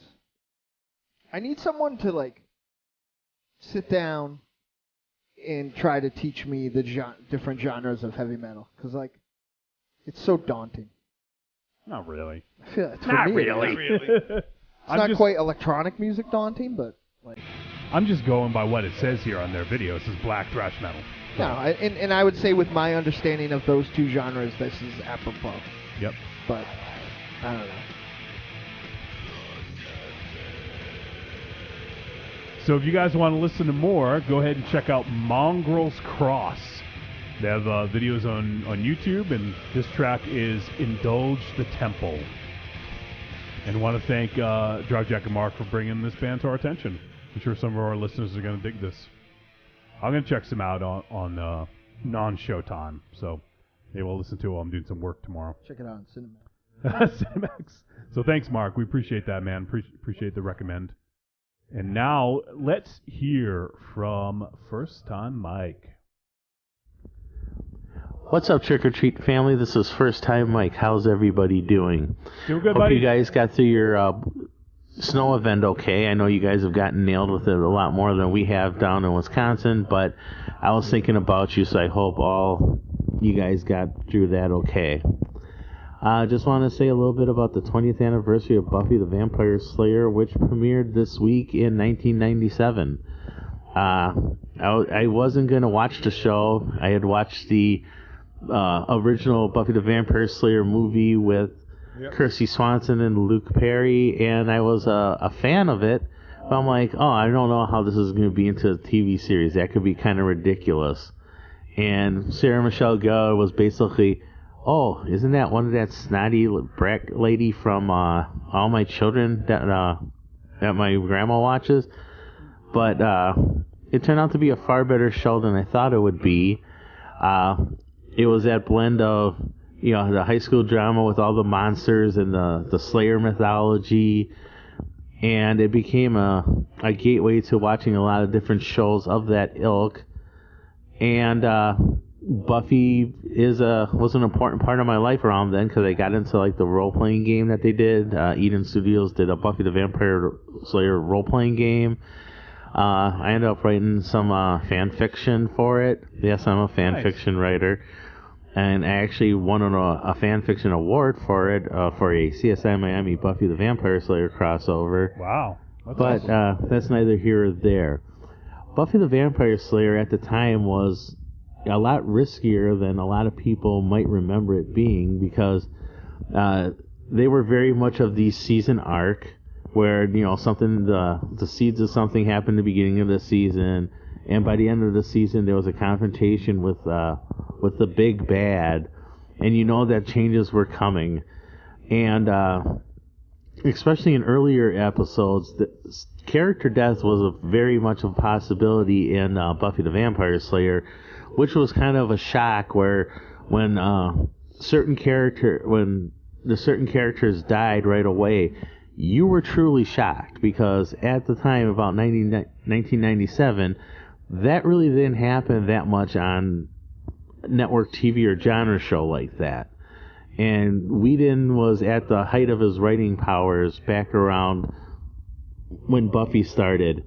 After a while, he started making some decisions I don't exactly agree with the characters, but it was pretty groundbreaking. But Buffy was one of the first ones had like gay and bi characters were pretty much front and center, especially after after season 3 and such. And again, for the time, that was really a big change for television. And I'll probably watch some again, just out of I'm in an anniversary mood with Buffy the Vampire Slayer. I was just curious about if you guys ever watched the show, and maybe just some thoughts on it, because it's I haven't really kept up with it after the series. The comic book series never really interested me, but it's happy anniversary, Buffy the Vampire Slayer. I'm a fan, I admit it, and nice to talk to you guys again. This is First Time Mike saying good night. Thanks for listening to my ramblings, and bye. We love those ramblings, man. Thanks, first time Mike. Appreciate you calling in, bud. This is easy for me. I've never seen Buffy. Me neither. I've seen the movie. I love the movie. I've only seen a few episodes because my special lady friend has a nightmare hell vendetta against Sarah Michelle Gellar. I'm not positive why, but she fucking hates her. Yeah, same thing. I loved the movie when it came out. Never really watched this. Parallax was a big fan of this, so maybe caught an episode here or there. I know it paved the way for a lot of stuff. I'm sure Smallville was a result of this had a factor. This was probably one of the first kind of episodic shows like this that I can recall, and I think that's why for me I just didn't really know what it was. Like I just knew a certain fan base really got into it, but I just never did, And it was it's a pre-DVR world, right? Pre-internet, you had to be home to watch it, or definitely. throw a VCR tape in, and hopefully your mom will record it or stop for it. You know what I mean? Yeah. So, Drive Jack and Mark says it's his favorite show ever. Yeah, people love it. Like I say, I never saw it, but I'm glad it exists because of what came after. Yeah, it definitely paved the way. So, well, it's awesome. I'm glad that you dig it, first time Mike, and that's really cool that you won that contest. And cool stuff, man. So I'm sure there's a lot of people out there that listen to the show that love that show, and they're probably like, "What? You guys didn't watch it?" But yeah, I think at those days we're hanging out at Denny's most nights. Yeah, I'm also fucking really bad at TV, and I've always been really bad at TV. So the more of a commitment, like the more of what would generally pull me into, like, I love series of books and comics and stuff like that. The more that would generally pull me into other media, like, really always repels me on, like. Yeah. Like, I like when the Incredible Hulk fought a fake Incredible Hulk, and then he fought a bear. And if I missed that bear episode the first time around, it did not affect my viewing of watching. Right. Yeah. All right, Creepy Girl's heading out. Good night, Creepy Girl. Hey, Creepy Girl. Good night. By the way, Creepy Girl, you're stop number 1 on the DTF tour. By the way. Wow. MZ's DTF tour. I feel like she's gonna. You feel what? I don't know. I feel like something's like one day she's gonna go to at one point she's gonna be like she thinks like Michael Ray would Shadows Monster Zero or something. Nice. I'm tired. All right, one more voicemail. It is from our buddy Lucha Josh. Drago averages 1,850 pounds. So the results quite obvious. And what results are those? Whatever he hits, he destroys. Yo, what up? Trick or Treat Radio. Johnny Wolfenstein, Dynamo Mars, Monster Zero, Raven Shadow, and Trick or Treat Radio guests. I'm not sure who's there this week, but I just want to say what up. No one this week. I just want to say I really liked the show last week. It seems like the movies were 2 for 2. Yeah. Sounds awesome just from hearing you guys' reaction to watching it. It made me really want to check them out. But yeah, and as someone who grew up in the 80s and 90s, I really like how a lot of these actors that were huge in that era, like Dolph Lundgren, sort of have this renaissance in their movie career, and they seem to really sort of approach it now sort of the right way. Like it seems like they're having more fun, and they don't take it all 100% like super serious. I'm sure they're serious about their work, but they sort of I don't know, it seems like they approach it differently. So I really dig like these these actors from that generation sort of have opportunities now, and they seem to really turn out pretty good work even later in their career. But just wanted to ask you guys just the general movie question, like besides Don't Kill It and Rocky 4 and Kindergarten Cop 2, what's your guys' favorite Dolph Lundgren movie? Because as a kid I liked a bunch of his movies. I mean, some of them are kind of dated now, but when I was a kid, Rocky 4, Masters of the Universe, Universal Soldier, these movies I would just rent over and over as a kid. But yeah, and you know, just from checking his IMDb, he's done a shit ton of movies. Yeah, yes. You know, there's a bunch I've never heard of or never seen. Some look interesting, some don't. But yeah, I just wanted to ask you guys, what's your guys' favorite Dolph Lundgren movie besides you know, the obvious, you know, Rocky IV and Don't Kill It, you know, after last week. You know, for me, I'll probably go with Universal Soldier. You know, I saw that movie so many times. You know, memorized like lines from that movie. What the hell are you staring at? Do you have any idea what it's like out there? Do you? Well, I'm fighting this thing, man. I kick ass. Well, kiss ass. And I'm busting heads. It's the only way to win this fucking war. And these shitheads. These yellow traitoring motherfuckers. They're everywhere. Rewatching that movie, it's almost like remembering a song, you know, the rhythms of the dialogue and stuff. Oh, yeah, but yeah, I'm gonna go with Universal Soldier. Just wanted to know what your guys' favorite Dolph Lundgren movie is. Again, thank you guys for the time. Keep up the great work, and can't wait to hear the show. And talk to y'all later. Bye. Awesome. Thanks, Lucha Josh. You got one, Rave Shadow? I got 1.5. All right. I really thought I loved the trailer for I Come in Peace. You love the trailer. Yeah, it was. I couldn't wait to see it. I only saw it one time. He asked you for your favorite I'm going to films. get there, though. As I'm saying is that I half. love... It's the half. Thank you, Pop. That's more like a fucking 16th. Ooh, yeah. Talk to me about fractions. That's true. Matt Fraction. But I got to say, for me, it's Showdown and Little Tokyo. Yeah, that was going to be on my list, but yeah. With young Brandon Lee. Yep. Yeah, definitely a good one. All right, before anyone else takes it, I'm going to take fucking Masters of the Universe. Nice. Did he say he couldn't say that one? I'm not sure. I think it was he was besides the ones he mentioned. Okay. So in that case, if you can't choose that one, I'm going to go with the fucking Punisher. Oh, shit. Yeah. You know what? That actually wasn't, in retrospect, it wasn't that bad. Yeah, I haven't seen it in years, so I don't know. Yeah.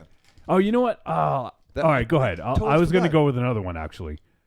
But someone else might mention. If no one else mentions it, I'll say it. So do you guys, Mars or just really hard for me because, as you know, my love for the genre and era that he was prolific in, like he was in a lot of my favorites. But what's funny is that I just can't. There's just no way for me to pick one. And you guys, it would have been 5 if you guys hadn't gone first. So I'm going to go for an oldie, which is Red Scorpion that we did on this program. And it was probably the first time I almost killed Monster Zero. And then I am going, oh man, Skin Trade's so good too. But I'm going to go Universal Soldier, Day of Reckoning. Okay. Which we also did on this show. So we did. Yeah. All right. MZ. Oh, Masters of the Universe. Okay. Easy. I mean, there's so much kitschy shit in that movie. It's so much fun. I have it at home. I should watch it tomorrow. I saw it in theaters. Yeah. You know what's good? No, what's good, MZ. That's on Netflix still. I think is this movie Skin Trade. All of you, if you haven't watched this movie Skin Trade, is that newer? It's I wanted to see it, and I just haven't got around to it. It's Dolph and Tony Jaa. Yeah. And Dolph teaches Tony Jaa how to do martial arts. No, all the nice things we said about how good Dolph looked in Don't Kill It cannot be said for him in Skin Trade. Like, it literally looks like they're trying to pass off fucking Frankenstein as a family man in multiple parts. He looks bad and haggard, but I mean, it's like definitely like got like. I think when we talked about it on the I think I did it as a what we've been lifting on the Cult of Muscle. I don't think it's something we covered, but I feel like it has one foot in like the action world of like The Raid and like what we just watched, Headshot, but also has like one foot in like the best of those 80s action films, you know? Cool. All right, and the other one I was going to mention, he doesn't have a big role in it, but I know what you're going to say. Yes, it was a favorite of the Deadites. It's not a great movie, but it's fun. Johnny Mnemonic. Favorite of Tiny White. Yeah. Saw it in the He played the street preacher. Yeah, he saw it in the fucking Dollar Theater when he lived Yeah. in Washington for like 900 times. Yeah. So, no, that was fun. Thanks, Lucha Josh, for that question and for the awesome little, the voice clips of Dolph Lundgren there. All right. Well, I think we're winding down here. I think we gotta go, Johnny. I believe that is it for voicemail, and it is. Let me take a quick look. We did get some tweets, so let me take a real quick look at these and see what we got. And oh man, I'll get to that in a sec. Riku tweeted and said, "I hope you're all ready for the snow. Be safe." And that was to us, to Patsy, to Miss Von Nightmare, to Agent Nicole, and to Dynamo Mars. I was not ready. Dr. Chris from Radio of Horror tweeted, "The Dead TV podcast begins Constantine with special guest Michael Ravenshadow from Trick or Treat Radio." Bambaleo this Sunday night. Yeah. And so this was tweeted out from Drive-In Horror Show, our friend Michael Neal from Drive-In Horror Show. And he said, "So awesome. Kurt Russell looks like Michael Ravenshadow from Trick or Treat Radio." And this was a poster of The Thing from Ghana. Nice. Is that what that was? Yeah. Can you guys see this? Yeah. I've seen that before. It's fucking uncanny. I had a weird weekend last week. I went to like a children's play pit place and bumped into Mike Neal. Yeah. And then I went home and just put on like a random documentary to be on like while I was like doing dishes and stuff. Yeah. And fucking Mike Neal was in that. Really? Yeah. So it's called Real Horror. REE. That's crazy. Hell yeah, That's it's awesome. about direct, which is ironic Neal. because it's about direct to video. All right, well, I'm going to post the picture for the live feed for the folks watching. You can see exactly who that looks like. There it is. Thing. Yep.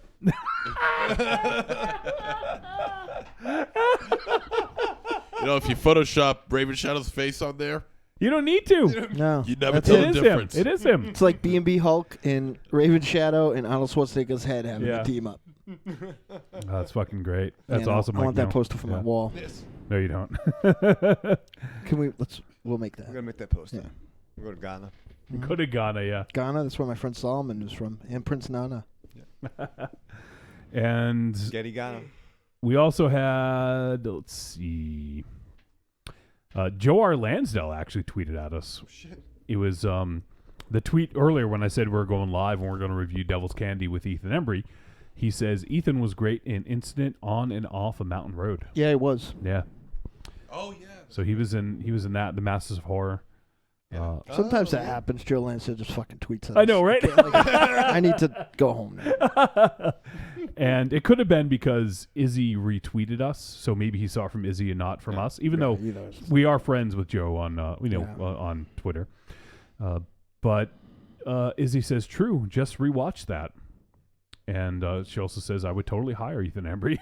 I am trying to find like there's so many I hated, but I would definitely splurge for a That Blu-ray box set of it because it's Yeah. only DVD. Like Yeah. just so that it existed. Well, that was one of the ones that I fucking love. Yeah. That one, Cigarette Burns. Yeah. There's some good ones. Imprint, even though it never saw the light of day, from Masters of Horror. Yeah, the Dario Argento, the first Dario Argento one. Jennifer. No, that was the second one. Yeah. Jennifer, that was good. Yeah, there's some good stuff. So, all right, I believe that is all of the feedback. Let me just check the chat room real quick. And I think, so I think that's pretty much it.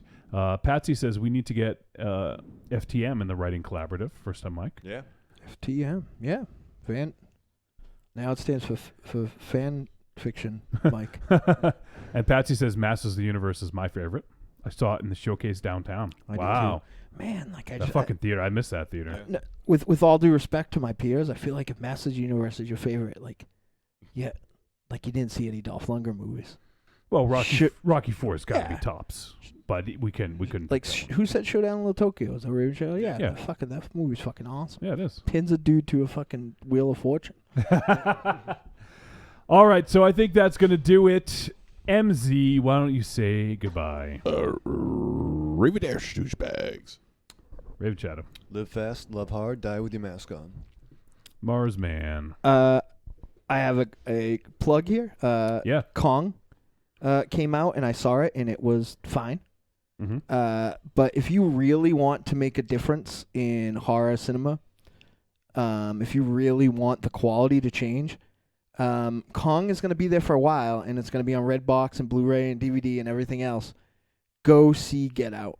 Like that, you guys want, a different iteration of horror, like not just on demand or not like on that new, like same day, like a real live multiplex release. Like if those are your options, even Logan's not going anywhere for a short amount of time. Go see Get Out. That's people are seeing it. Yeah. Jordan Peele is the first, I read this earlier, the first African-American director to break the $100 million mark in his first film. Awesome. So that is fucking great. People are seeing it. I will be seeing it soon. It's really just been a kind of a timing. Yeah. Maybe we can go catch it together because I'd really like to see it again. So yeah, I want to see it. So yeah, it's also a movie that garners, in my opinion, is worth multiple rewatch, which Apocalypse CGI Monkey does not. Right. So. So everyone go check out Get Out. So yeah, that's all. Like I'm very seldom very passionate about what you spend your money on, but I feel if you want to make a difference, vote with your dollars. And remember, children, wherever you go, there the fuck you are. All right, everyone. Thanks for tuning in to episode 242 of Trick or Treat Radio. Thanks to Izzy Lee for joining us. It was a fucking blast to have her on and to talk to her. Everyone go check out her films at Buff if you're anywhere in the area next week. And thanks to everyone who contributed, all of the people who left us voicemails. Vessa, thank you, man. It was fucking awesome for sending your first voicemail, and everyone else for contributing, and everyone who listened to the live show, everyone who checks us out on the podcast. We fucking love you guys. Thank you so much. We'll see you soon.